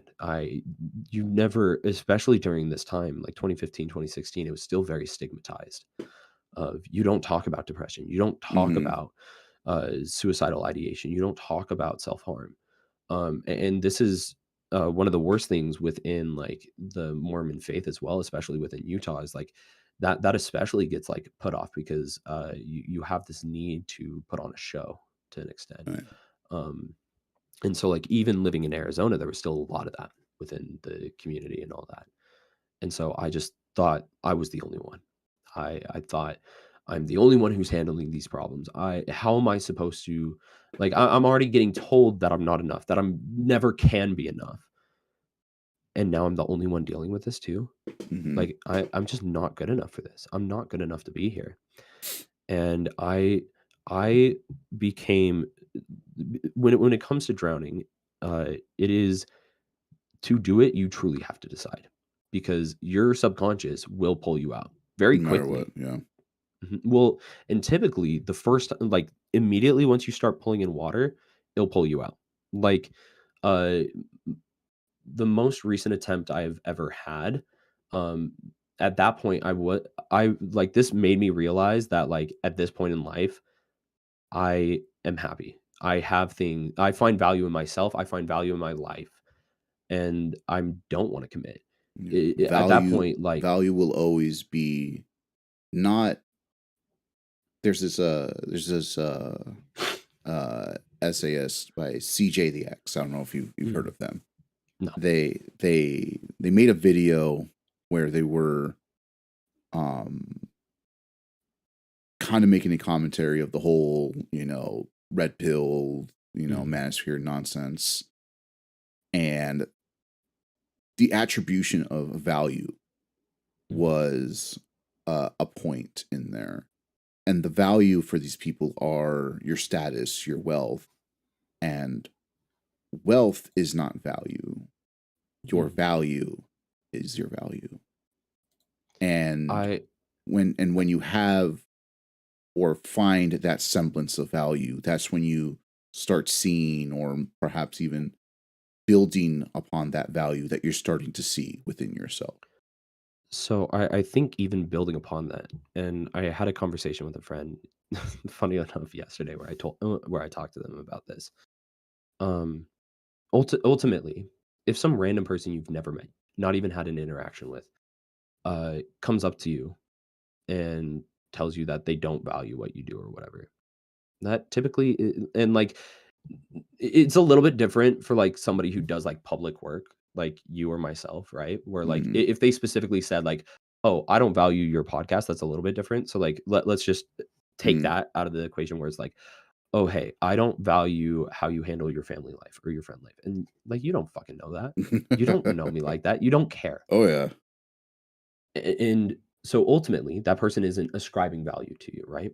But if somebody close to you did say that, then it does hit. Is that person ascribing your value and deciding your value? No, Mm-hmm. it's you because you connect their opinion of you to what your value is. You decided that they can help determine your value, right? And so no Almost matter like the what, ultimate order of value. mhm, and so no matter what in your life, the only person that ascribes your value is you.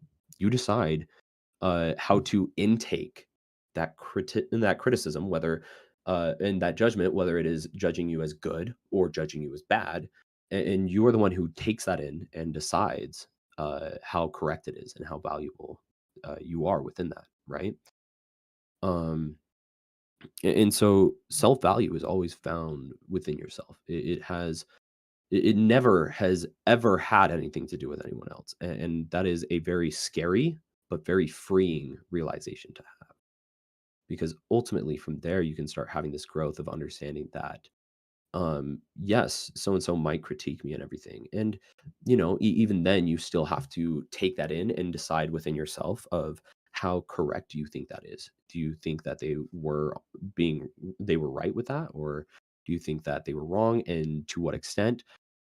But you still decide that, and that's an important lesson to learn in life and to take away. um and so, like, I've come to a place where, like, I value what I do. I value who I am, and I'm very happy and excited to continue living each day. And there was when the separation first happened, I didn't know what was going on. It's a little complicated, and I won't get too much into it because mostly out of respect for her, because Mm-hmm. I don't think she deserves to be put on blast like that. But for the first 2 weeks, I didn't know what the problem was. I didn't know there had been a problem. Um, and so, um, I didn't want to talk to anyone. about it because I didn't want anyone judging her before I even knew what was going on, right? That was just unfair to her in my head, right? And so a week in, I'm cutting again for the first time since 2018. I relapsed this year, um, and eventually I get to this point where I'm like, okay, it's been a week. I still have to go another week before I can find out what's going on.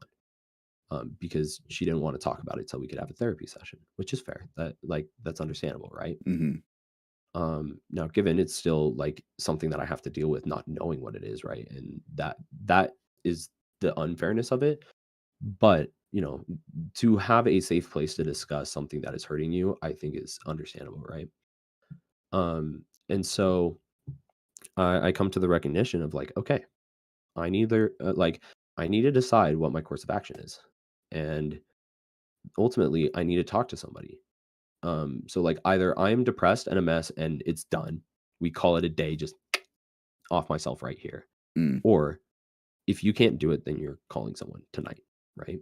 And and this is why like drowning and self-drowning was my MO, was because it takes a whole nother level of commitment to dying and that life isn't valuable anymore to do it. And so I try it for the first time since 2017, 2018, somewhere in that range. It took me 3 hours to even get to the point where I was coughing up some water. I just couldn't do it anymore because I knew, and that was that moment where I had to be like, no, you do value it. You need to take care of yourself because you aren't going to do it. And so you're just going to live in misery. So you need to start hitting up people and connect with your support circle because you have it. You just need to use it. Compare that to 2016 in October when I go down this whole rabbit hole. It would take me literally first try dunking my head to suck up so much water into my lungs. I was profusely vomiting, just could not hold it back, right? And that is the headspace that I was in. There was not anything. There was not anyone who could understand, who could connect, who could be there. And that was because I was something beyond subhuman, something so immensely worthless that no one could ever find value in me. And so how I eventually got out of that, I connect with some friends in a couple of months after that. And finally in like November, December, I finally come to the recognition because of some friends who had also experienced some familial abuse, who had also experienced depression and suicidal ideation. That no, it's not me. This way that my dad was treating me is never acceptable to do to anyone, much less one of your children. These people that you have this responsibility to uphold and help them learn how to be and how to experience life and to teach them, not to protect them in general, but to teach them how to protect themselves and be comfortable with their own life and everything. And so all of a sudden I start arguing back. I finally, recognize that, hey, this isn't okay. And this is why I am so confrontational.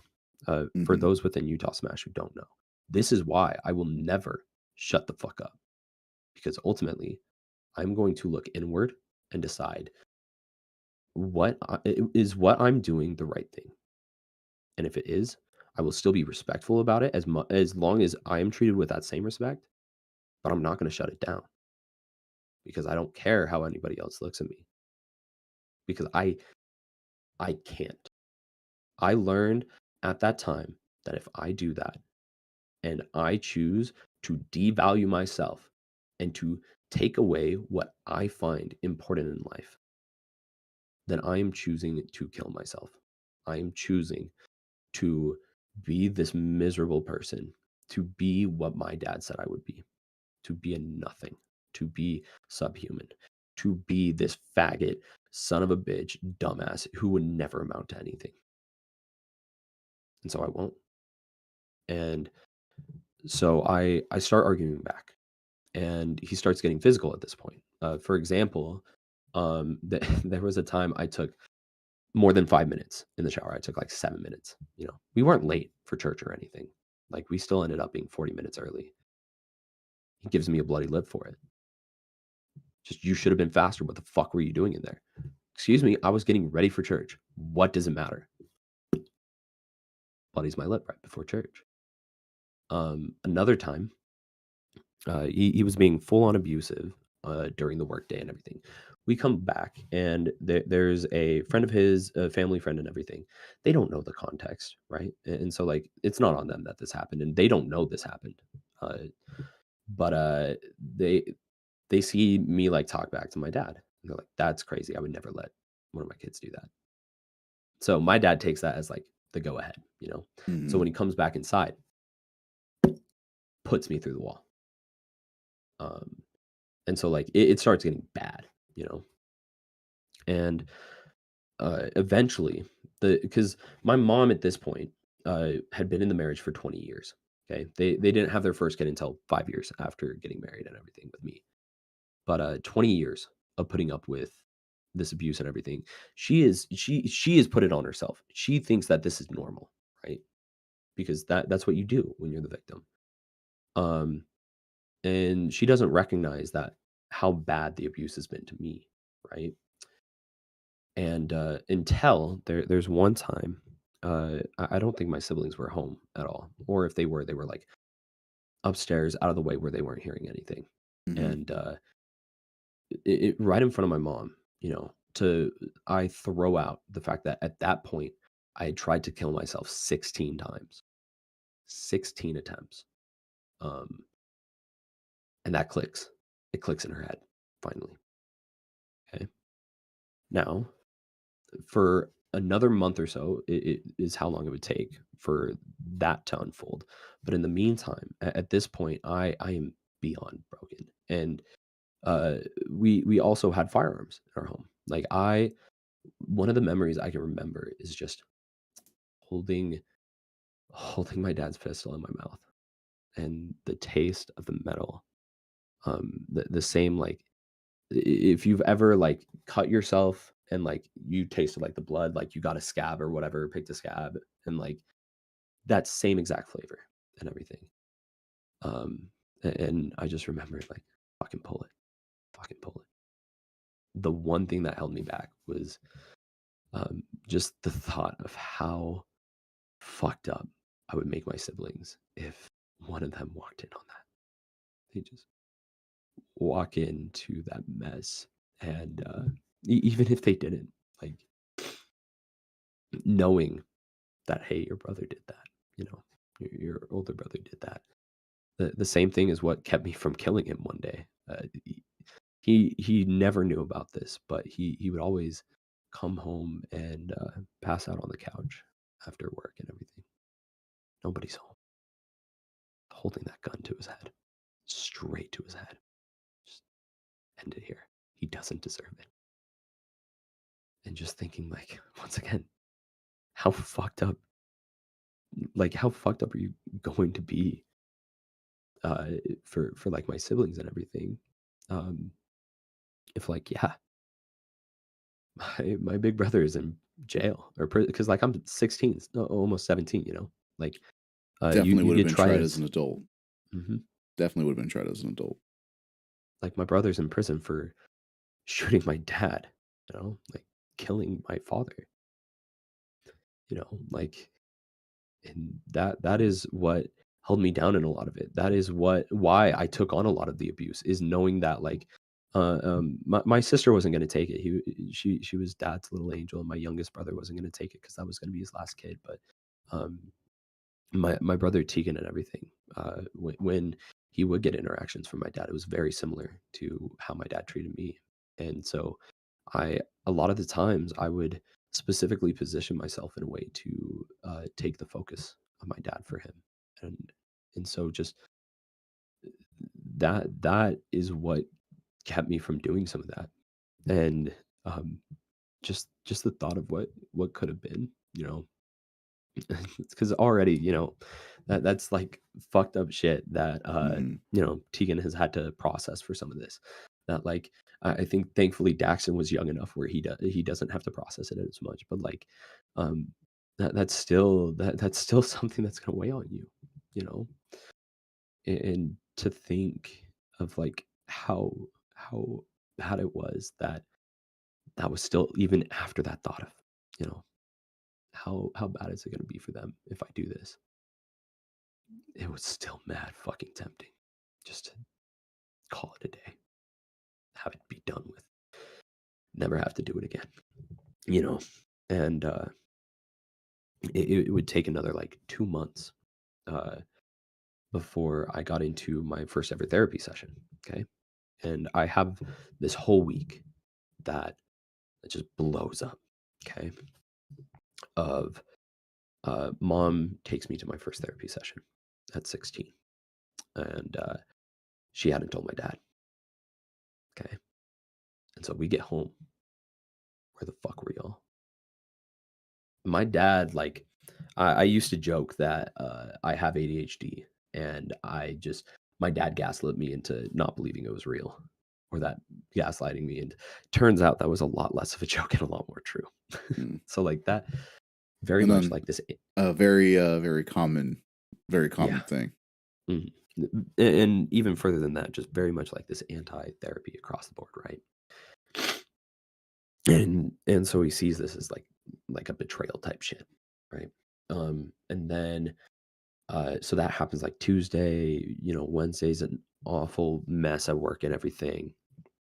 And then Thursday, this was the most I've ever argued back with him.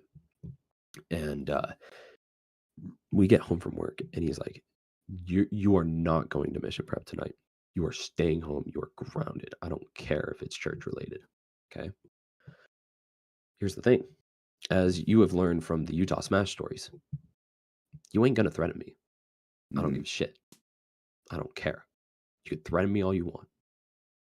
So I jumped that goddamn fence. I don't tell them. I just bounce. Okay. Hit up my friend, say, hey, I'm actually on a walk right now. Instead of picking me up at my place, pick me up here. Right. Don't tell them because I don't want there to be any sort of form of liability to them for me doing this. And do this and everything. Dad thinks that my mom knew all about it and everything and planned it, And when I get home and everything, you're grounded from everything. You aren't going to church. You aren't going to extracurriculars. You are staying at home doing school, and you are going to work with me. That's all you're doing. Um, and then that night, he does some things that end up getting him arrested. Not attributing to me, which is why I won't speak on it. For the sake of other people and everything. But uh, from there, we get a hold of my family or my mom's family and everything. We never really got to know most of my dad's family because, as said, his dad was abusive and he was the last and final one to have gone to jail. Every single one of them have been to jail or prison. Every single one of them have done some crazy stuff, and Mhm. they are all awful in their own way, shape, and form, from what I understand. Uh, and so, grandparents, couple aunts and uncles come down to help us move away and everything, get full restraining orders, uh, which in a lot of states, so like for example, I think Utah is 5 years that they last. For Arizona, it is a lifetime. Okay, my dad cannot reach out to me or any of my siblings, even through a third party, in any way, shape, or form. He can never have contact with us, or we can have him sent to jail for that. Um, and that was what you would think would be the end, but that at that point is just the beginning, right? Those kinds of things at that level can never really be the end when you see that over and over again in cases like this. By the moment you hit the restraining order, you were either halfway through it all or you're at the end in a very much more consequential way. Yeah. Um, And so from there, we go into all of a sudden I have PTSD, right? From all of this. Because that's how PTSD works is you are used to being in this stressor. And that's why the like veteran example is so good. You're used to the day in, day out being this battle for your life. And that's what I was dealing with my dad for 2, 3 years, give or take, right? Like finally in February 2017, I'm out of it. It's been 2.5, 3 years, something around that range. Um, and I could not go to sleep ever. I would have the lights on, headphones in, just blaring whatever video or music because if I took away those senses, if I wasn't having this full just hitting me at all times, all of a sudden I am seeing him again. I am feeling him hit me, kick me, things that he had never done. I remember one time having this full on PTSD attack where he shoves me to the ground, which he had done before. But then all of a sudden, I'm going to get up and I just feel him kick me in the gut. Something, not, this isn't just flashbacks at that point. It is full Hallucinations. new, exactly. Just and it's such vivid hallucinations that I can't tell what's real. I can feel it. I can Mm, feel the boot hit my gut and I cough up and throw up from it. The misery of that beyond belief because you can never be alone with anything because the minute if I don't immediately pass out because I've stayed up till 4 in the morning and I have to wake up at 6 in the morning, if I don't just pass out, the minute those lights go off, I'm seeing it. I'm hearing voices. I am in a whole new place, as real as the surroundings you are having right now. And it was miserable. And um I remember, and thankfully, my mom and her family and everything are very, very loving people. But for the longest time, my grandparents didn't know that was going on, right? And we were living with them at the time, and so my room was the one down the hall from them, and so they're waking up to like me getting up, getting some snack or whatever, like noticing the lights being on at 3 a.m. And for the longest time, they were like, "Hey, you should probably go to sleep earlier." And I'm like, "I just can't." I didn't speak on it. They didn't know what was going on. They didn't realize how bad it had been for me. Um, until eventually, like a couple of months in, I remember um, because like I'm just getting these passive aggressive comments, not meant in a hateful way or anything, just meant to like be like, "Hey, you should get to sleep. It'd be better for you." Because I probably looked like garbage at the time, right? Um, and one day, me and my grandpa are hauling some stuff around. I'm helping him. He just asked me, he's like, "Hey, like, why aren't you going to sleep earlier?" You know, and I explained to him, If I shut off the lights, I see him, and he just starts hitting me, wailing with me verbally and physically, and just the change in dynamic, the understanding, you know, and I'm very thankful to have that. Not everybody does, um, but certainly. the understanding and the immediate just never mentioned it again, or at least never mentioned it in a negative way. It would always be, "Hey, are you doing okay? Is there something I can do?" Never again was it like, "Hey, why are you staying up so late? Why do you keep doing this?" Um, and then from there, and this is something that I thought went away, that I've recently had come back up. One of the things with my dad, never diagnosed to my knowledge, but he definitely had some form of psychosis. For those who don't know, PTSD is also like unto psychosis, except it is caused by trauma. Psychosis is a lot more similar to like a borderline personality disorder or schizophrenia, where there are times you cannot perceive what is real. Uh, and for my dad, that time that he had put me through the wall, one of the times that I argued with him, I threw that in his face of like, "I can have you arrested and sent to prison for that." And, because at this point, I had been trying to find ways to get out of it, and that was one of the avenues was what could I legally press charges upon, you know? Mhm. And, full on, there's nobody else in the room. There's no, like, recordings or whatever. You don't have to lie about it, but he just full on believed that he didn't do that. That when he had grabbed me, pushed me against the wall, I then stepped forward and slammed myself through it. Full on believed it. Because ultimately, he couldn't come to terms with the fact that he had become his father. Um, that he had become the monster, from his nightmares and everything. And so, like, this is something that I've been cognizant of for my whole life since then.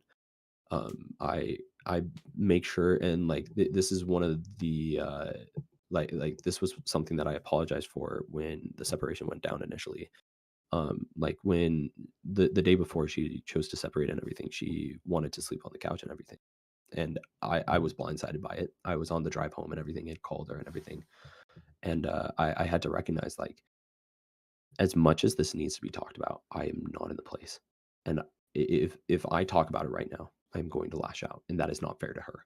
You know, even if I feel hurt by this decision, that is her decision. She deserves to have that freedom and individuality. And if I lash out, that is nothing but cruel to her. And so this has been something that, I've been very cognizant of within every friendship, within every relationship, um, that because I saw what it did to my dad. I saw that he was not recognizing and not willing to recognize. And so he never took the steps ahead of time, and that broke him. And so, um, but that being said, one of the ways that I thought it was just PTSD causing these, like, sort of psychotic breaks and everything, or some form of borderline personality disorder. I would look in the mirror, or when it was at its worst, I didn't even need that. It would just be another version of me, sitting in the passenger seat of the car, just telling me, like, all this horrid things about me, or these twisted things that I should do, that I should stop caring, that I should hurt the people around me, make myself feel better and everything. That was terrifying. That was that was one of the most terrifying experiences in my life, is just being in my own body, in my own mind, with this monster, right? And that has been something that I had to learn to break away from, and to understand that, that is not who I am. Um, Although I do have to be cognizant to always be ahead of it. But that has kind of been the new worry, is like, okay, it's come back again. It's been 6, 7 years. Now it's come back due to, other stress and anxiety, due to, like, right now I'm kind of in between on financials, right? Like getting a different place to move into. And to be clear, I have that, like, lined up, getting a raise at my job and everything. So I'm getting it figured out. But in the The meantime, it's still a stress of stressor. still going through it, no matter how well planned out, no matter how, what's it called?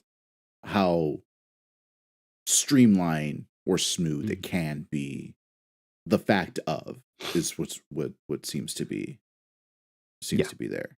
Right. Yeah, certainly. Um, and the the funniest part, moving scenario, and if Charlie's still watching, all love. I was going to tell you on Sunday, so, I was waiting to tell you in person and everything. But, Tuesday, I'm the person that I'm actually, at his place right now. I'm actually going to be moving in with him and everything. That just came up as an option within this, the past couple of days and everything.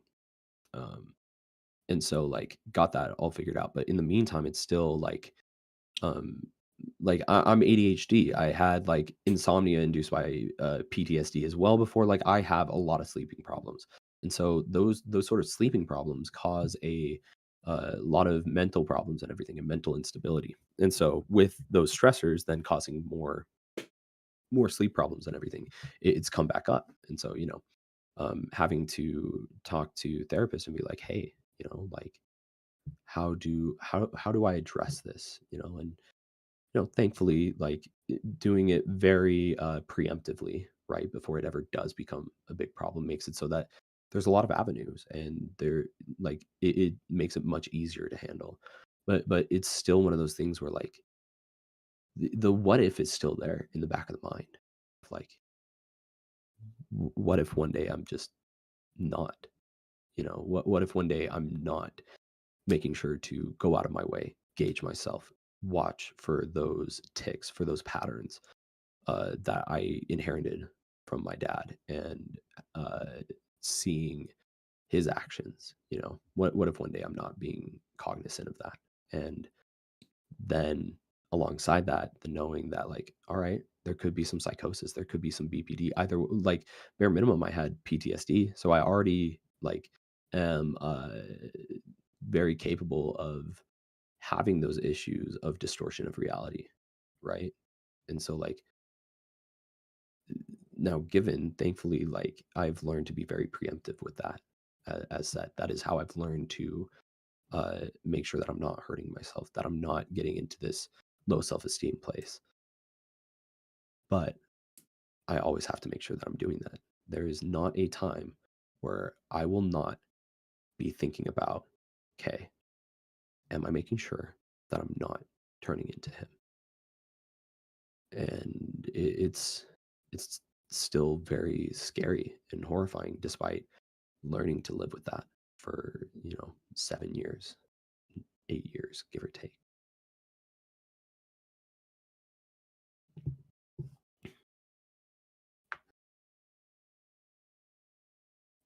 Sorry, I have a tendency to laugh in moments like this. um, I no, want you to have that. I want you to have that, right? Because if you haven't been paying attention, this has been pretty heavy. just a little, just right.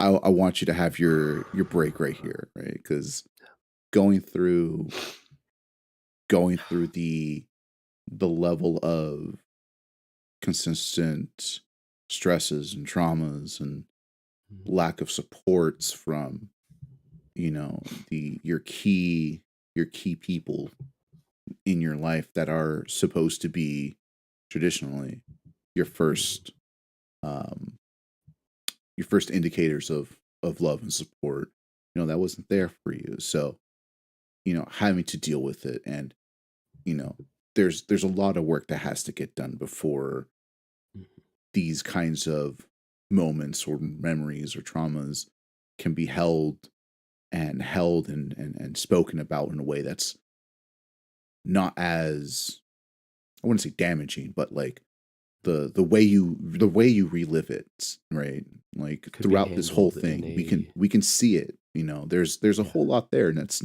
not going to go away very easily. That's not gonna be able to be how do I put this? It's not going to be dealt with very easily. And yeah. to still be able to put it in a public forum and such as like this, it's very much a uh an option that like you've done enough where you can still hold some of it together. Yeah. If you're there's obviously there was points where it was still very hard to do, right? Yeah, It was just still a very little. hard to do. We could see it, but Um, you're able to get to at least this endpoint and explain it. And, yeah. the the the important traumatic back end story of why you chose and why you choose to be this forward voice for people, this forward voice for those who feel marginalized, those that feel that they don't have the the support that you wish you had, in the way that you wanted it, the way that you're willing to confront and push for that advocacy, that trust in some ways, that acceptance for people. And there's a whole lot of people who, again, they're not going to know this if they don't know you. If it's some guy who like I said, saw you on the street, would have never known this story. There's, some random person that was following you just recently on Twitter and would be like, "Hey, I saw this person recently on Don't Park. Let's see what he has. Let's see what he has to say." Little did they know Um, they've been terrified about the trauma dumping, but right. But no, there's a big reason why I do that. Now one was like the initial excuse to get into it, which is to showcase like me being aggressive towards my father might not be considered the acceptable or proper action. But you get to that point when you have that constant pressure, when you have that constant suppression of you and feeling unheard. And so that is why we see a lot of the times where you have like the BLM riots, right? Where ultimately the issue is not the fact that these people are expressing their disdain and distrust of the system. It is the fact that the system is mistreating them and going about its business improperly, right? And so the riots are the language of the unheard. Now that was the reasoning behind me showcasing that, is to put it in a way that like, because we talked about there is no perfect victim, right? But I think it's a little hard to hear that story and then look at me and be like, yeah, but like, why are you yelling and like at your dad swearing, cussing him out, and like threatening the like you aren't, if you hear that story and take that and derive that from that, you got a little bit of other issues, you know? Yeah. I But don't know, man. That sounds like the villain backstory to the sympathetic villain that everyone, yeah, know. exactly, that's me turning into, like, Killmonger and everything, you know? Like, shit went wrong and it should have been fixed, and so, like, yeah, I took it into my own hands and became a bit more extremist than, should have been done, but, like, you aren't gonna blame me at that point. You're gonna No, understand that, like, yeah, that was deserved. no That one's that gonna was blame earned. what's his face for the CEO. Yeah, yeah, exactly. Side note on that, Um I don't think I said this, but or I don't know if you heard, mhm. the United Healthcare posted on their Facebook, "Oh, we're sad to see the passing of our colleague," or whatever. And it was last count 52,000 laughing faces at the Yikes. And see, like, that's the point that we've 52,000. come that's the point that we've come to in America where, like, we are the only, first world country that has, medical bankruptcy. That's Yeah. gross. That is disgusting, and it's not because of anything else other than the mistreatment and abuse of people and their medical needs, and that's why you get to this point where, like, of course, murder is not acceptable. But what are you expecting when the whole time these people, these same people that just had that murder committed against them, are also murdering it through secondhand nature of these financial instabilities and making it so that the general populace can't receive the medical care they need, you know? Um, If you haven't and you don't watch More Perfect Union, they mhm, have the story of how the arms race between Arby's and KFC ruined healthcare. yeah. It's a very, very strange story that goes places that you didn't think it was going to. But for those that haven't, go ahead, check Mhm. that out. More Perfect Um, Union. the other reason why I am so open and sharing of my story is I talked about the time that I was most suicidal, my darkest, Mhm. right? It was the time that I thought nobody could understand and nobody was there for me. Come to find out, a little bit after I moved to Utah from Arizona into my grandparents, I had two other friends within my friend group that were going through parental abuse at the time. And I just, they just never talked to me. Like we didn't talk to each other about it. And so this whole time we didn't have to feel this sense of being alone. Like there was nobody else who could understand. There was nobody who had found a light at the end of the tunnel, right? And it's hard. It's hard to talk about these things. And so even though I went through these horrible, awful things, I understand that I have my own privilege of being comfortable. talking about these things and feeling capable to address these things, because I have been able to find myself, Mhm. to find a way to move past that and not let it change who I am and define me, right? Mhm. And I'm not defined by my father, but instead I define myself in spite of him, right? And so sharing my story is a hope that less people will have to go on thinking that I'm the only one who wants to hurt myself. I'm the only one who is done. I'm the only one who is not loved by my parents, who just is considered subhuman, unworthy of that, you know?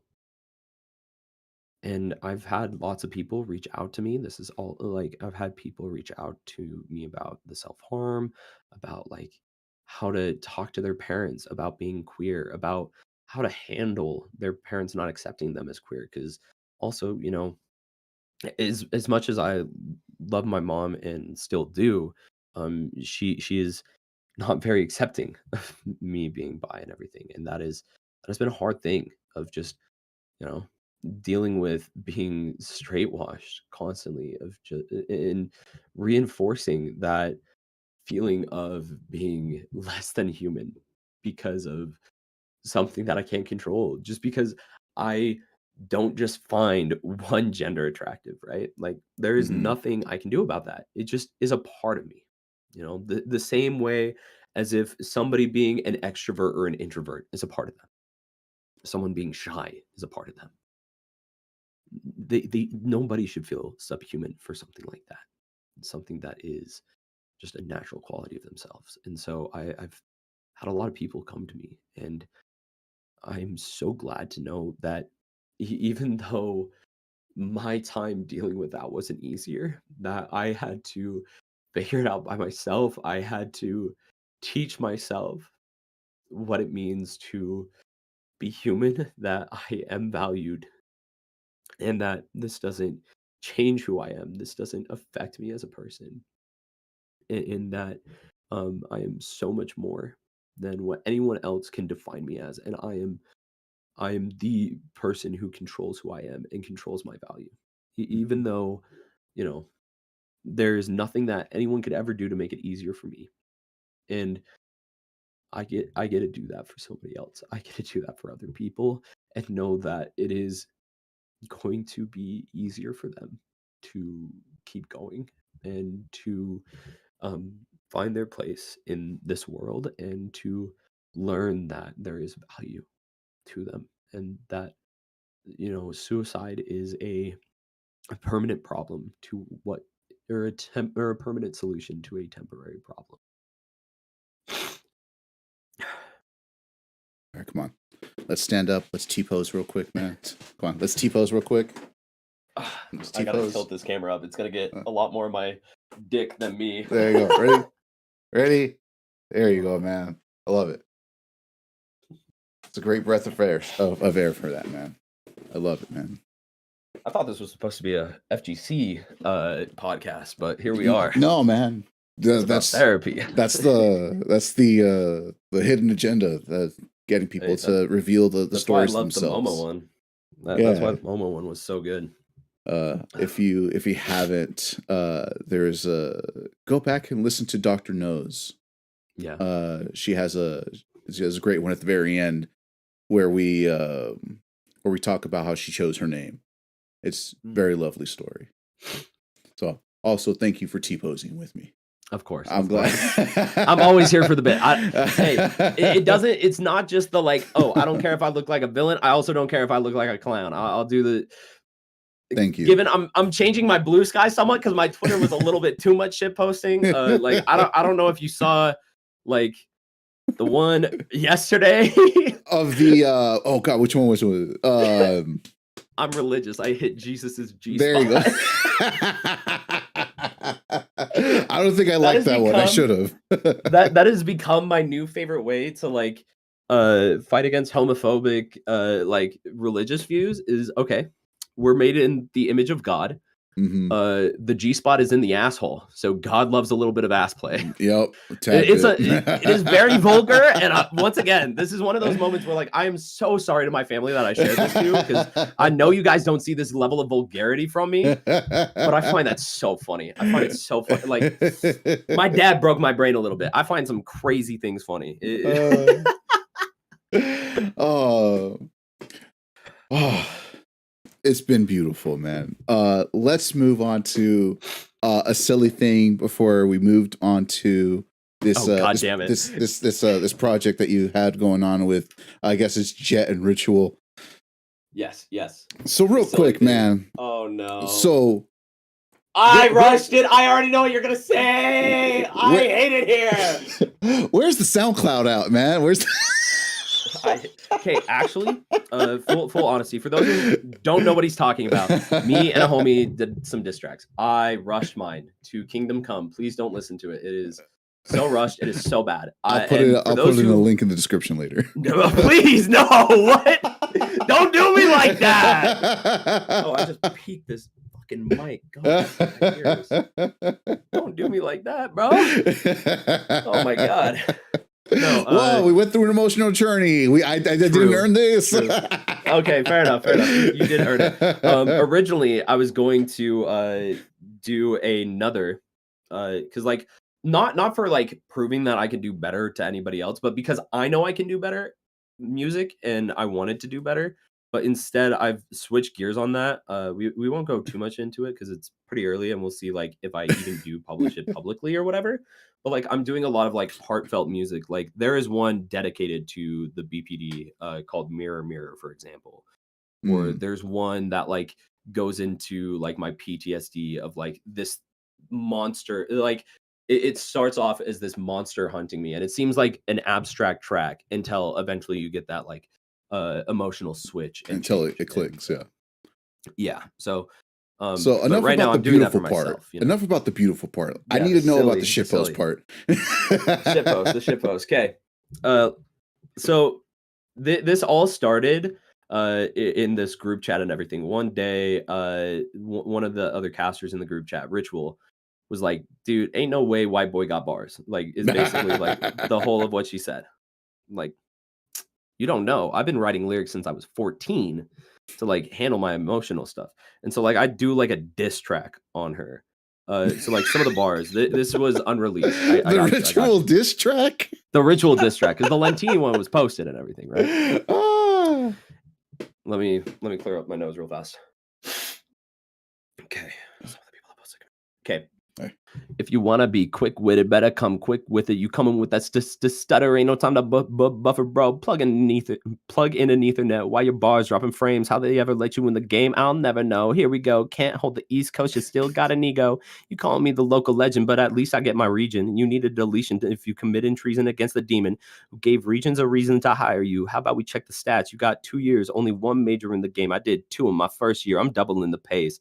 No wonder nobody know your name. I'm lightning and the thunder. You ecstatic, an asthmatic, sex addict, and melodramatic. I'm the 2-time aristocrat with a schematic for dynamic magic. Lyrical acrobatics putting my bars over the bar. While you're going down, I'm snatching up the crown. While I'm working on my craft, you doping up on crack. You made an error walking in the desert, coming after the Baron of the Mojave. Because if I'm a second rate, has you a 5th class dare. No one wants to hear another color caster who stutters. And then here's the bar that like got Lentini on, because Lentini talked a little bit of shit too. So I'm like, George, put down the pen. You don't want to evoke the smoke. I like you. Career just started. Don't want it to croak. This is before he got like Supernova and everything. Now he's just kind of goated. He's established.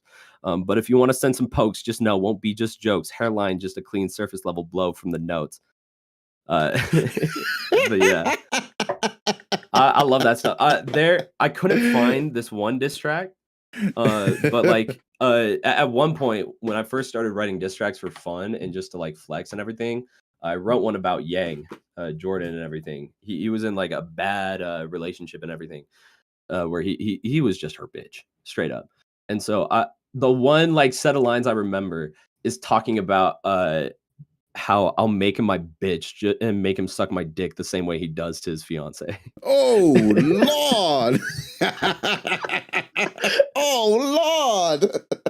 Yeah, it was so much of like, dude, you don't have a fucking backbone. Grow up, you know? Oh my god. I love that stuff. I love that stuff. The part about that I thought was hilarious was the whole music video was him like I think eating a salad and like lifting. Yeah, it wasn't even a salad. It was like this frozen mixed veggies. He's like making fun of me for the fact that like I got some weight on me, which by the way, side note, I did start on dieting and working out before he even dropped the track, by the way, which is the best part. Back in early September, I started working on this. I have now dropped from a little over 220 at the time to about 208, 207 now. Ooh. So trying to hit, yeah, we're trying to hit below 200 before the end of the year. So we're close. We're close. Next thing you know, your next one, it's going to be, it was facing this way. Yeah, he was facing. So you're going to face this way. The camera left, so I'll be facing camera right. Yeah, there you go. Or stage left, stage right. There you go. The funniest part, and I'm so sad, because since I rushed it, I couldn't like do a full music video and everything for it. But I work as a cook. Like that is my current job right now. And I'm not talking like, oh, some McDonald's type beat. I'm talking like full in like caterings and type stuff. I was gonna make a full fucking meal on that video, like have a shot of like tossing the stir fry and everything, calling him bland and all that. Like, dude, you gotta be kidding me, dude. Shut up. Medium rare chicken. You got some medium rare chicken, bro. What are you doing? Oh my gosh. Feel free to integrate that one. Yeah. So, speaking of medium rare chicken, commentary directing and the place that it is in or was in the past like 2 years. Okay. And thank the heavens this is getting fixed. Right. No, like it is bad. It has been really bad. For reference, okay. Shout outs to all you events who think we don't know you aren't watching our reels or checking our applications. We have a view count, you dumbasses. Yep. When a commentator, I won't name who for their sake, puts in over 40 applications in the year and gets only 4 views on the commentary reel, were you not checking the job applications? That is the resume for casters. That's the resume. Given he still got hired for over half of them, if I remember correctly. But it's like, also one of the people who watched it was me when Crown was still on the table and I was going to be directing it. Yeah. Given I assume I'm still directing it this next year, I don't know. I'll find out when they actually like nail out the Crown details. But like, that's embarrassing. Yeah. Y'all need to do better. But no, it is a common thing within casting that casters are viewed as second rate, or not second rate, but they're put on the back burner. They aren't important to the event in the way that they are, right? And so what happens is, and I mentioned this at the beginning, is these events will hire us like a month in advance. There is an event, and this one, I'm not going to name the name because I'll get in. The thing that is frustrating too is as a caster, I have to be careful what I say. This is the power dynamic. I might just piss off my management, like somebody who might hire me, as well as any of their friends who might hire me, right? Yeah. But there is an event, and I know the commentary director knows better. They should know better based on their experiences and their lived experiences. There's not a world they shouldn't know better. They will hire a caster from across the goddamn continent 2 weeks in advance. Oh, 2 weeks? You want me to buy my flight and hotel 2 weeks in advance across the country? No. Suck my dick. No. You're a joke. You're a joke for that. You should never run commentary again. 2 weeks. Okay? Now, Ay. as I said, there's been a lot that is getting fixed on this because of a lot of the high level casters. There's kind of this distinction between what I'll call the big nine. Hazmat, Rod, Charles, TK, Bam, EE, Coney, Max, and Vicky. Okay, like those 9 will get hired for whatever they want, basically, right? Like they get their summits, they get their Watch the Thrones, yada yada yada.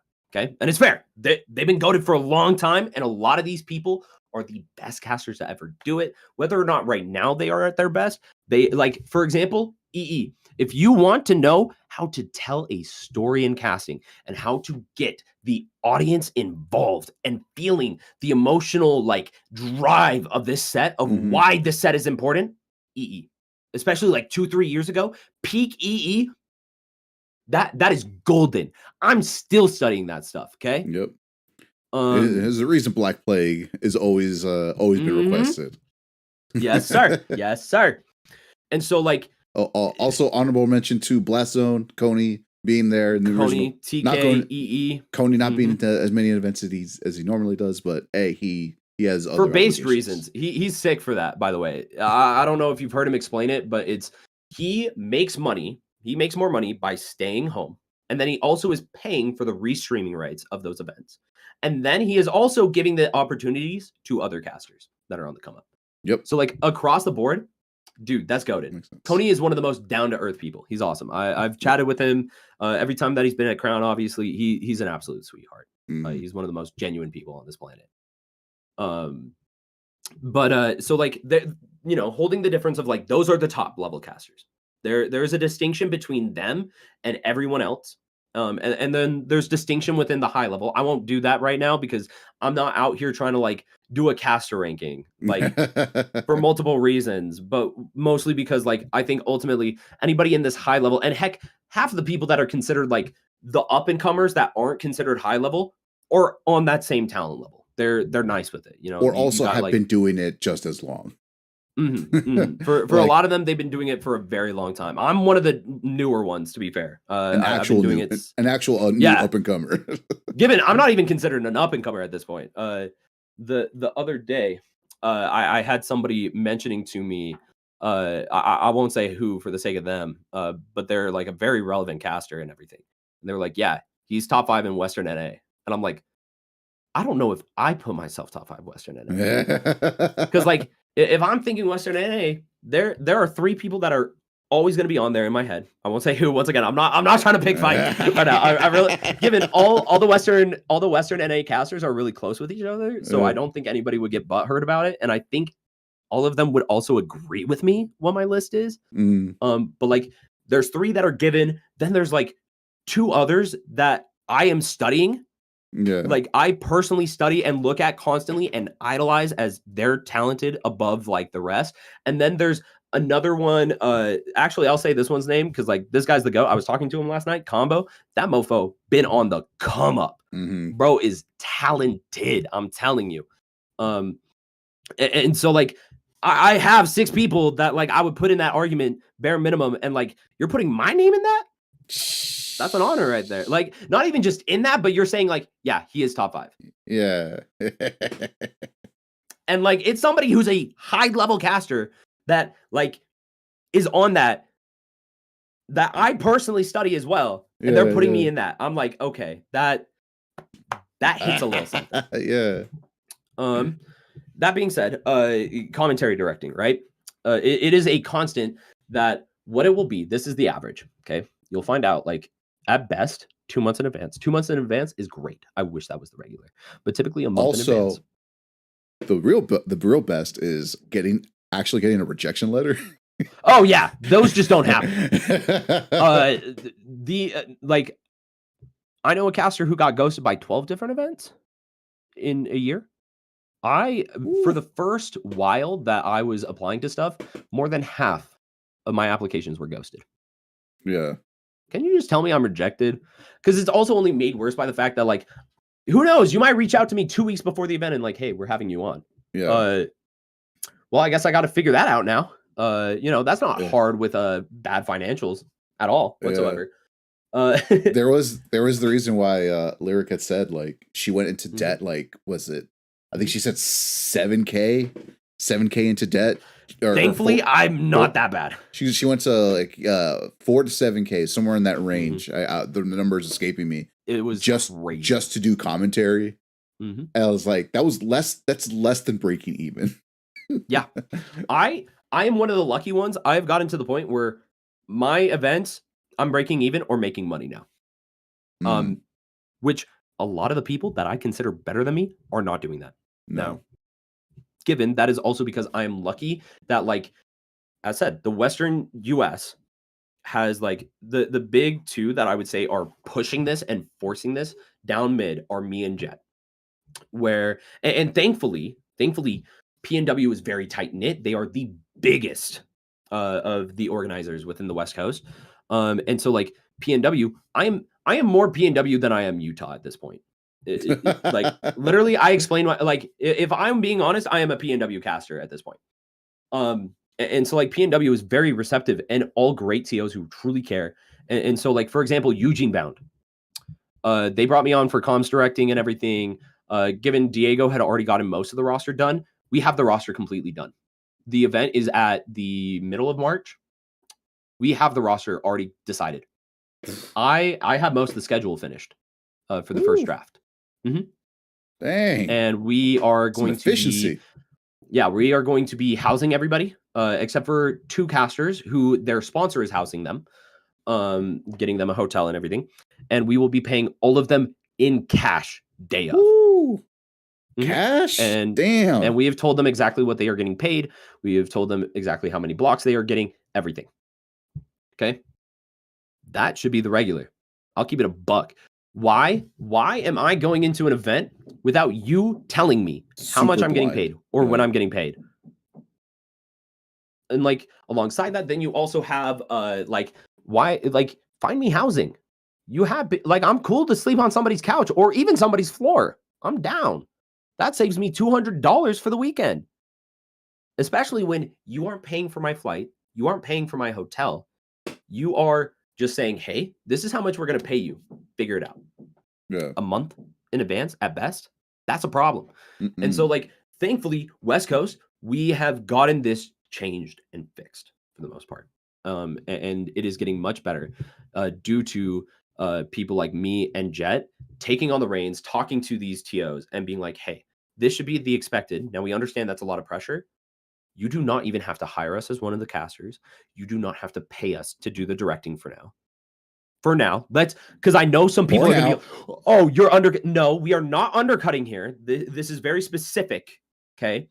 If you do not bring me out to cast, then for now, I'm not worrying about pay until the event is big enough, depending on how big the event is, right? So I'm talking like regional nationals.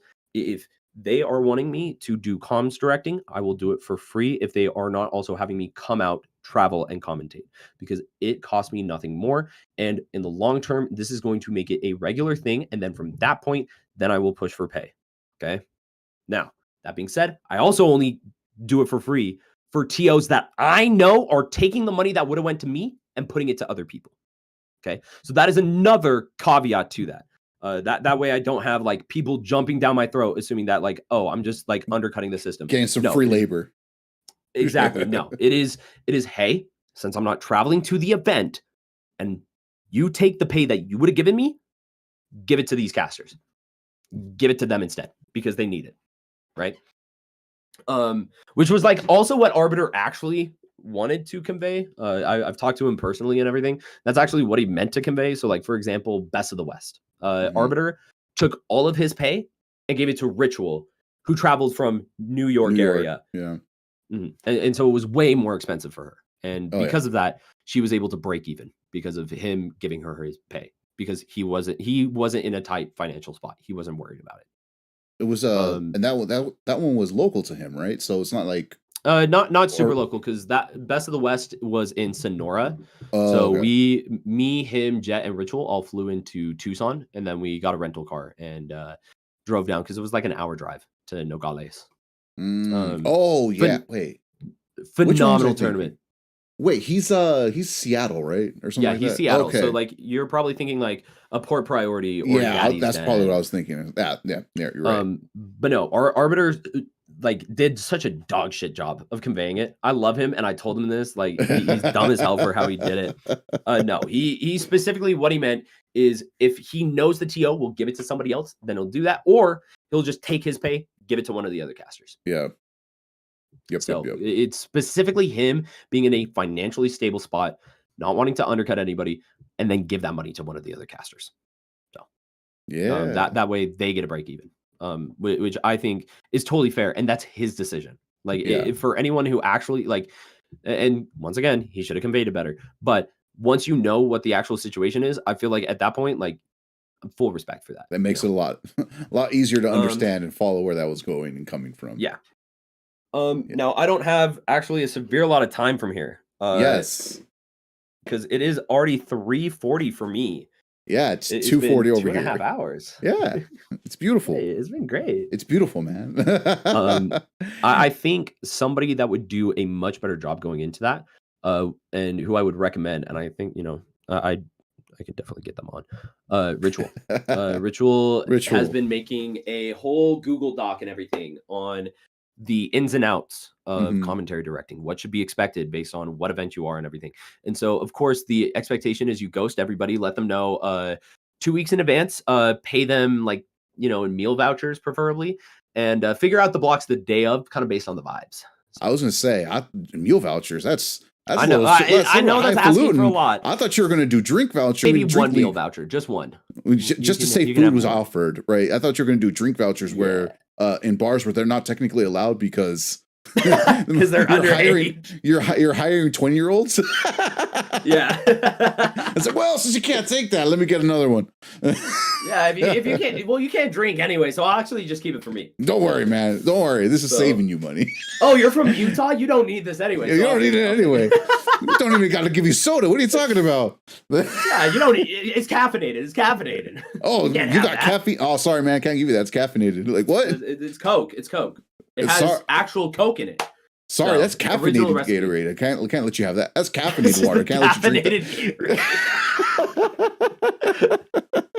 I'm sorry. Only thing we have is caffeinated bubbly, man. I guess you're gonna have to dehydrate. Sorry. No liquid for you. Yeah, you're gonna be very dry on the mic. It'll be great. It'll be awesome. You'll sound like Batman. You want to know how I got these scars? Otter Pops. Those things are razor blades for your mouth. I slit my brother's throat with one once. That's the story. I was gonna say, I was gonna go with the sour apple lollipops. The sour apple. Oh my god. The caramel sour apple lollipops. That takes me back to trick or treating, dog. Hell yeah. Really fuck your face up with that. You just eat that for a little bit. My favorite pastime. You can literally use that to shave if you needed to. Just cleanest shave I've had. And you don't got to worry about the mess because the stickiness will let it stick cleans to it up. There you go. Oh, there we go. Oh man. All right, man. So it looks like you're gonna kind of short for time, man. Let's cut it right here. Thank you for taking the time. Thank you for telling your story. Thank you for being here and being a voice to voiceless people, for being able to put this out there for people who are experiencing some of the things that you've seen, you've experienced, you found out others are experiencing. If they can't talk to you, at the very least, this will be on here for people so they can see that like there are people like me going through these things, man. Find someone you care about and talk to them. Don't be alone. Exactly, it only makes it worse. Thank you very much for that. Of course. Before we head out, we do this at the end of every single one of these 10 rapid fire questions about whatever. It can be smash, can be not smash, whatever it is you want to talk about. Almost nothing is off the table unless you're being super out of pocket, which has not happened yet. And I don't know. Even then, if you're being super out of pocket, I might still answer it. I'll keep it a bug. I'm kind of like that. So we're gonna do this the classic way, and we're gonna see what's what. All right, man. choose heads or tails, and you're going to decide whether or not you're going to answer 10 questions in a row or ask 10 questions in a row. All right, choose it. Heads or tails? Heads. All right. We're going to do flip again. And it's heads. All right, man. First person to win the coin flip. Hey, what can I say? What can I say? I'm kind of nasty with it. I'm gonna take the questions. Remember, RNG's a skill. True. Look, I told you I'm religious. I got the RNG's up in here. Hell yeah! I'll answer the questions. You'll answer 10 questions in a row. Yeah, all right, let's do that. All right. First one. So I hear about these soda shops all throughout Utah. If you were to rank from best to worst, the 3 ones that people know about the most, what are they, and what rank order are they from best to worst for let's say the 3 most well-known franchises? So I will say some of the issue with that is like a lot of them are like local to the area. So like for example, for me, there's Soda Fix up in Tremont, which hits pretty well. But I think I'm gonna have to give it third. I think I'm gonna have it's third. It's actually no, it has really good treats. No, it's third. Because number 2, so Fizz is third. Fix is second. It's Soda Fix and Soda Fizz. I don't know which one is just local to Tremont and which one has like Brigham, Logan type beat. The one that is more like has more locations. It has a this take on bubble beer, or not bubble, the fucking butterbeer. Yeah, the butterbeer. And it slaps. It's just this fizzy butterscotch caramel soda. Oh my gosh, dude. That hits like a truck. The best one, and I used to go here every day for lunch because it was like $3, $3.50 for a drink and fries. Okay. Just a large, like I'm talking like a whole plate, bag size. Yeah. This ain't not even just full plate. Like we're talking about family size. Yeah. Fizz and fries. Oh my Lord. And then like all the salt and vinegar fries every day. And their fries, they slapped, had all sorts of like different seasonings you could run. Phenomenal. Oh man, that's great. Okay. Let's see. Number 2. Let's think of something here. All right. This was very philosophical. One of those shitpost internet philosophical ones. Oh, heck yeah. How many holes does a straw have? Okay, so this actually isn't philosophical. Fun fact, that is actually a scientific or mathematical question. So how you do it, I don't remember what the like terminology for it is, but you like can also real quick before you keep on going, bro, you had the straw right there on deck for some reason. Yeah. I had my drink. From this morning or from last night. But no, so it is actually 0 technically. There's a whole scientific, if I remember correctly, it's 0. But there's a whole scientific field dedicated to figuring out how many holes are in something. So there you go. There's the answer. So the real world answer is 0. All right, cool. Yeah, that's good to know. That's good to know. Philosophically, 1. Philosophically, but scientifically, 1. 0. All right, cool. Well, you know what? I agree with the philosophical answer version. Too bad science doesn't. All right. Question number 3. Okay. You know, I haven't asked this question in a very long time. If cut or uncut, I'm cut. I mean, I could have swore you saw all that. Yeah. I guess you did see that. You did see that earlier. No. All right. You get to go to any tournament of your choosing. Any tournament of my choosing. Any tournament of your choosing. We talking just attend or work? Work. So you will be commentating. Okay, I get to work. Right. Okay. You'll be commentating this event, wherever it is, whatever it is. Yeah. And you get your shot at it. but it's absolute dog water production audio sound that cannot be salvaged in any way, shape, or form. Would you still do it?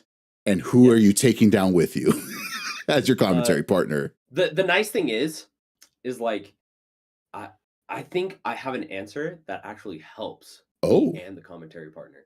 Because the thing is, this won't end up on the reel is the problem because of the how bad the mic is. But Genesis, it still goes on the resume. It still goes on the resume. Genesis. He still worked it. And Jet's already gone in it, so I'm not going to take him with me. You're not going to take him down with you? well, no, he already works Genesis, so he doesn't need it, you know. So who's the commentary partner that you would take down with you, knowing it is probably the most dog water? I know. Tuesday-tastic. Tuesday-tastic. All right. That'd be a crazy. He gets to work Genesis right out of the gate. Goated. The most dog water commentary audio of all time, and you're gonna take him down with you. But like you said, it's on the resume. Still on the resume. Genesis. You can't say nothing about that. You can't say it. Yeah, you can't take that away. GG's. Shake my hand. There you go. All right. Let's ask an actual Smash question. What traditional fighting game character would you add to Smash Brothers? Oh, traditional fighting game character I'd add to Smash. So this is going to come from a very lack of knowledge of general fighting games, actually. But I mean, Chun-Li. I mean, dude, you already got Ryu, you got Ken. Why do you hate the women, huh? I'm just saying, Nintendo. Why do you hate the women? Yeah, there you go. All right, and her helicopter kick will be hilarious to be the her up B. That'd be. Oh my gosh, that'd be awesome. That'd be so funny. All right. Number 5. This is one we ask all the time, and it's from our friends over at the Goods from the Woods podcast. Favorite thing from your childhood that isn't there anymore? Like place, restaurant. My mother's love. Oh my gosh. I sent this podcast to her, thinking she wouldn't watch it, to be honest. But if she's watching this, I'm going to bite that bullet. All right, cool. There will be a conversation later, I'm sure. That got awkward real quick if mom is watching. You're gonna get a text message. Oh shit. Yeah, like, oh hey, shoot, I didn't think you supported me anymore. Yikes. All right. Yikers. All right. I guess we're gonna go with that answer. I said it. I'm already gonna have to deal with the heat. All right. Question 6. Question number 6. I did bring up the Goods from the Woods podcast. If there's actually I had to preface this question. Do you actually listen to podcasts? Yes. You do? Okay. So if you were to put 3 podcasts together and say, hey, listen to these 3 podcasts, this kind of gives you an idea of who I am and what I'm about. What are those 3 podcasts? The Yard? The Yard, okay. Frame 1. I'm fucking psychotic. I'm a psychopath. So you had to be a stereotype, but okay. Yes, I did. Yes, sir. American History Tellers. I'm a nerd through and through. I love learning about American history, physics, any of that stuff. Which I think also gives me number 3. Give me Star Talk. Neil deGrasse Tyson. I mean, bro is a genius. Love that guy. That is actually a really good spread. I like it. Right? It. That is a good one. I've been told that many times that I have a great spread. It's a great spread. Yes, sir. Is that what you have to say to them? Yep. That's it. All right. What? Is there some context that I should be adding there? Or no, definitely not. Oh, okay. All right. Where were we? Question 6? 7. We're asking question 7. This is 7 now. All right. We're asking question number 7. You got 3 more. Make it worth it. And then I'll be gone forever. Probably. Into the ether. Into the ether, where I came from initially. There you go. Okay. If there was a different passion, if there was a different passion that you would have pursued, whether it be a nerd-based passion or not, What do you think it would have been if it wasn't Smash? Music. Music. Million times. Okay. I the biggest barrier and the only reason why I think I didn't go into it is I never learned to do an instrument. Never learned music production. I only learned lyrics and to sing and to rap. Voice is a little nasally right now, but normally warmed up, I have about 5 octaves. Woo! Damn. Yeah. Sheesh. Just a little, yeah, just a little practiced. Just a little practiced. Just a little bit. All right, that's cool. That's cool. That's cool. Yes, sir. Wait. Nah, I don't want to waste this question. But all right, never mind. I was gonna make it music related, but it's like when you say you can have anything you want, it's like, hey, can I better get a bite of that sandwich? Thanks. Boom. That's your only favor and whatever. Yeah. Question number 8. A very common one that I like asking. Leverless, box, whatever you want to call them. Is that cheating? Yes. Yes? All right. Defend yourself on that one real quick. Okay. As somebody who also used one for a while. Okay. Because I have hand issues, given now I'm getting them worked out by a doctor. Ultimately, there are things that you will never be able to do off of a box, and that is even when you add in the restrictions. So, like, for example, something that you can only do with box, but you can still add in a restriction to stop within the coding is like if I'm holding right, then I can hit left and immediately I get that neutral input, right? But you could get rid of that in the box's coding. But you will still have more precise inputs than is ever possible with ease of access, because all just so that you could use the box. So you can't even take this away by having the angle modifiers. That is the reason why I would say it is cheating, because ultimately there's nothing that I can ever do on my stick to get that precise pinpoint down to the decimal placements of angle. All right. Cool. All right. Only reason I asked that is you're leverless? I know. No, I'm not. No, I'm not. I just happen to own my Gram. I have a granola, but I have Pro GCC right here. I have my GameCube controller right here. You're just a big controller guy. It's just all fun and games, brother, man. Fair, it's all fun and games. My man. To be fair, I can't really remember the last time like a leverless like someone like who plays box had won anything. I think maybe I want to say like on the Smash, whether it be Ultimate or Melee. I think the last one that won something was Pipsqueak. Yeah, but we've also bullied them out of that for the most part. That's why. Like I think we've just bullied a lot of people. Like that ultimately is a personal anecdote, and so like it doesn't prove it doesn't have the actual proofing for it, right? Yeah. It's also such a small sample size of people that even uses them in the first place, you know. Exactly. The only reason like Leffen can get away with being so good at it right away, he plays traditional fighters. He kind of has an idea to how to do with that.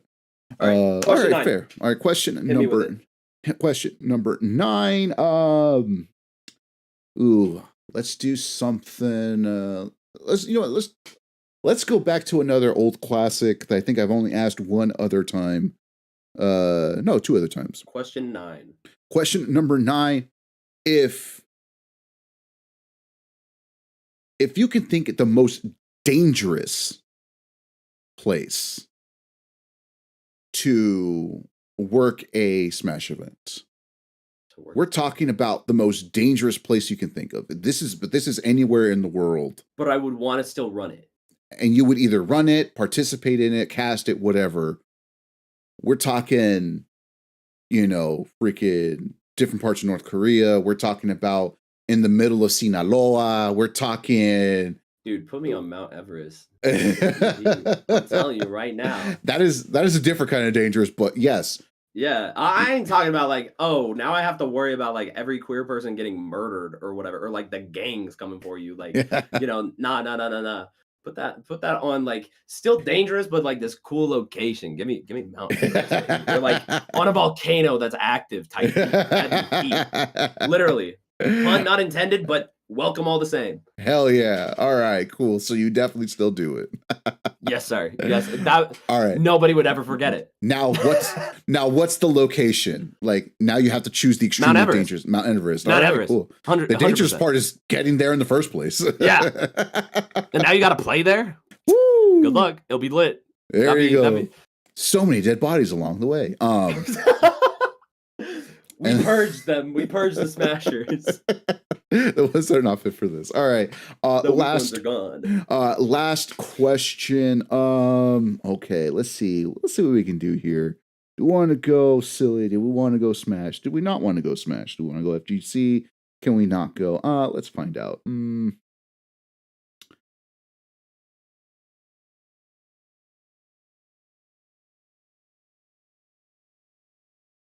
Okay. Last question. All the pressure. No, I don't feel any pressure. This is my place. Fuck. All right. I think my last question is gonna be, we're gonna tie it back to Smash. We're gonna tie it back to, dealing with the whole broadcasting and being in the scene and all that jazz. All right. Am I gonna get kind of for my answer is my question now. I don't know, maybe. I don't know. We'll find out.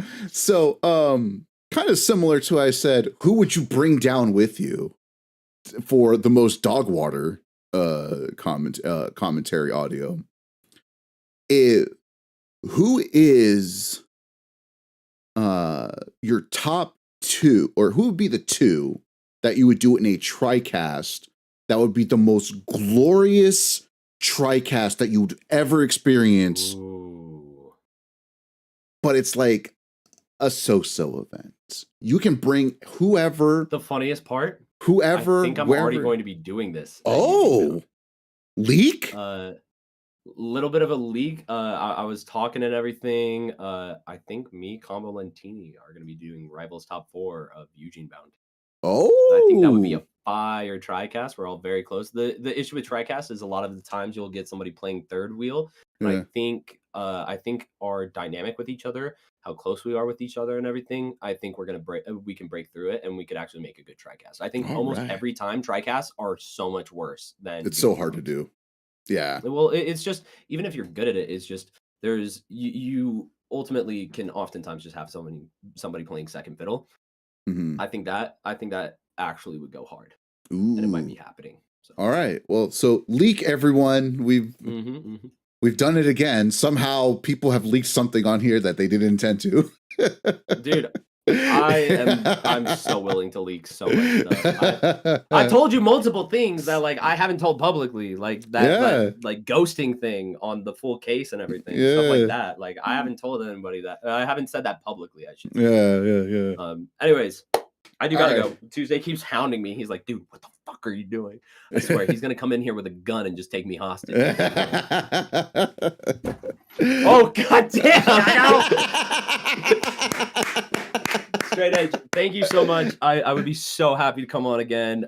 There was so much we didn't even get to touch on. Oh man, I was waiting to hear my 10 questions. No, if we have to cut it, no. If we have to cut it, we have to cut it, man. It's all right, man. Yeah, no, I got an event that we got to get to. We got to. Oh yes, that Rivals event. You do, you do. All right, I gotta man. go take him to get his car and everything. So yeah. All right, man. Real quick, give me some shout outs where they can find you. I already put some of that stuff in the description anyway, but go ahead, give us a shout outs and where we can follow you. You can find me on Blue Sky or Twitter at YinCasts. Don't worry, you can find me everywhere on that. You can see me at just about every PNW event, baby. And look, if you want to hire a caster, let me tell you, I'm kind of nice with it. We're Genesis Black, Dome Park, Crown. I mean, shit, they had me at Santa Paws. I had to pay my own goddamn flight. I ended up spending more money on the credit payment because they were supposed to buy my flight, and they took 8 months. I paid, that flight was $500. I paid $900. I paid like $800, $900 for interest fees on that. All right? Look, what I'm saying is, I'm a cheap bitch. Bring me out. Bring me out. Oh, I'm not that man. cheap anymore. Not that cheap anymore. Bring me out, please. Nat, thank you again very much. Thank you for sharing your story. Again, if there's anyone that you ever want to see or not everyone would say, that you want to know, that want to know your story and you don't have the time and energy to talk about it. I'm glad we were able to put it on here. Again, thank you for sharing everything. It was fun. I love this. This was great. I'm going to let you go. Start waving bye to the people. Start waving bye to the people. Goodbye. Goodbye. We love you, man. Thank you. Woo! All right, brother. Take care. Hey, you too, King. Oh, man, that was fun. We went places. It got pretty in depth. It was awesome. Thank y'all for being here. Thank you for supporting. This is very much a one of those very difficult ones to get through, but I'm glad we were able to get through it. If you're tuning in for the first time, thank you for being here. It was a lot of fun. We went places, and as difficult as it was to get there, we got there, and we came through on the other side. We had a little bit of fun on the back end, but you know what? It's what we're here for. It's what we're here for. If you're hanging around and you're not subscribed, please go ahead, do so. That would be great. We're going to be putting the VOD will be readily available fairly soon. So if you wanted to catch up on it, go ahead. That's the best way to do it. I am going to be cutting it right here. We have another thing scheduled tentatively for next month already. I'm not 100% sure whether or not that's going to be happening, but we're gonna figure out if that is the case. We're gonna leave you to it again one more time. I cannot thank Yin for being on. I love where we were able to go. Yeah, we're just gonna call it here, and we'll hopefully see y'all in the next one. Thank you for joining us. I've been Straight Edge. This is Drug Replays. We're going to leave you with some delicious sounding music. Take care, everybody.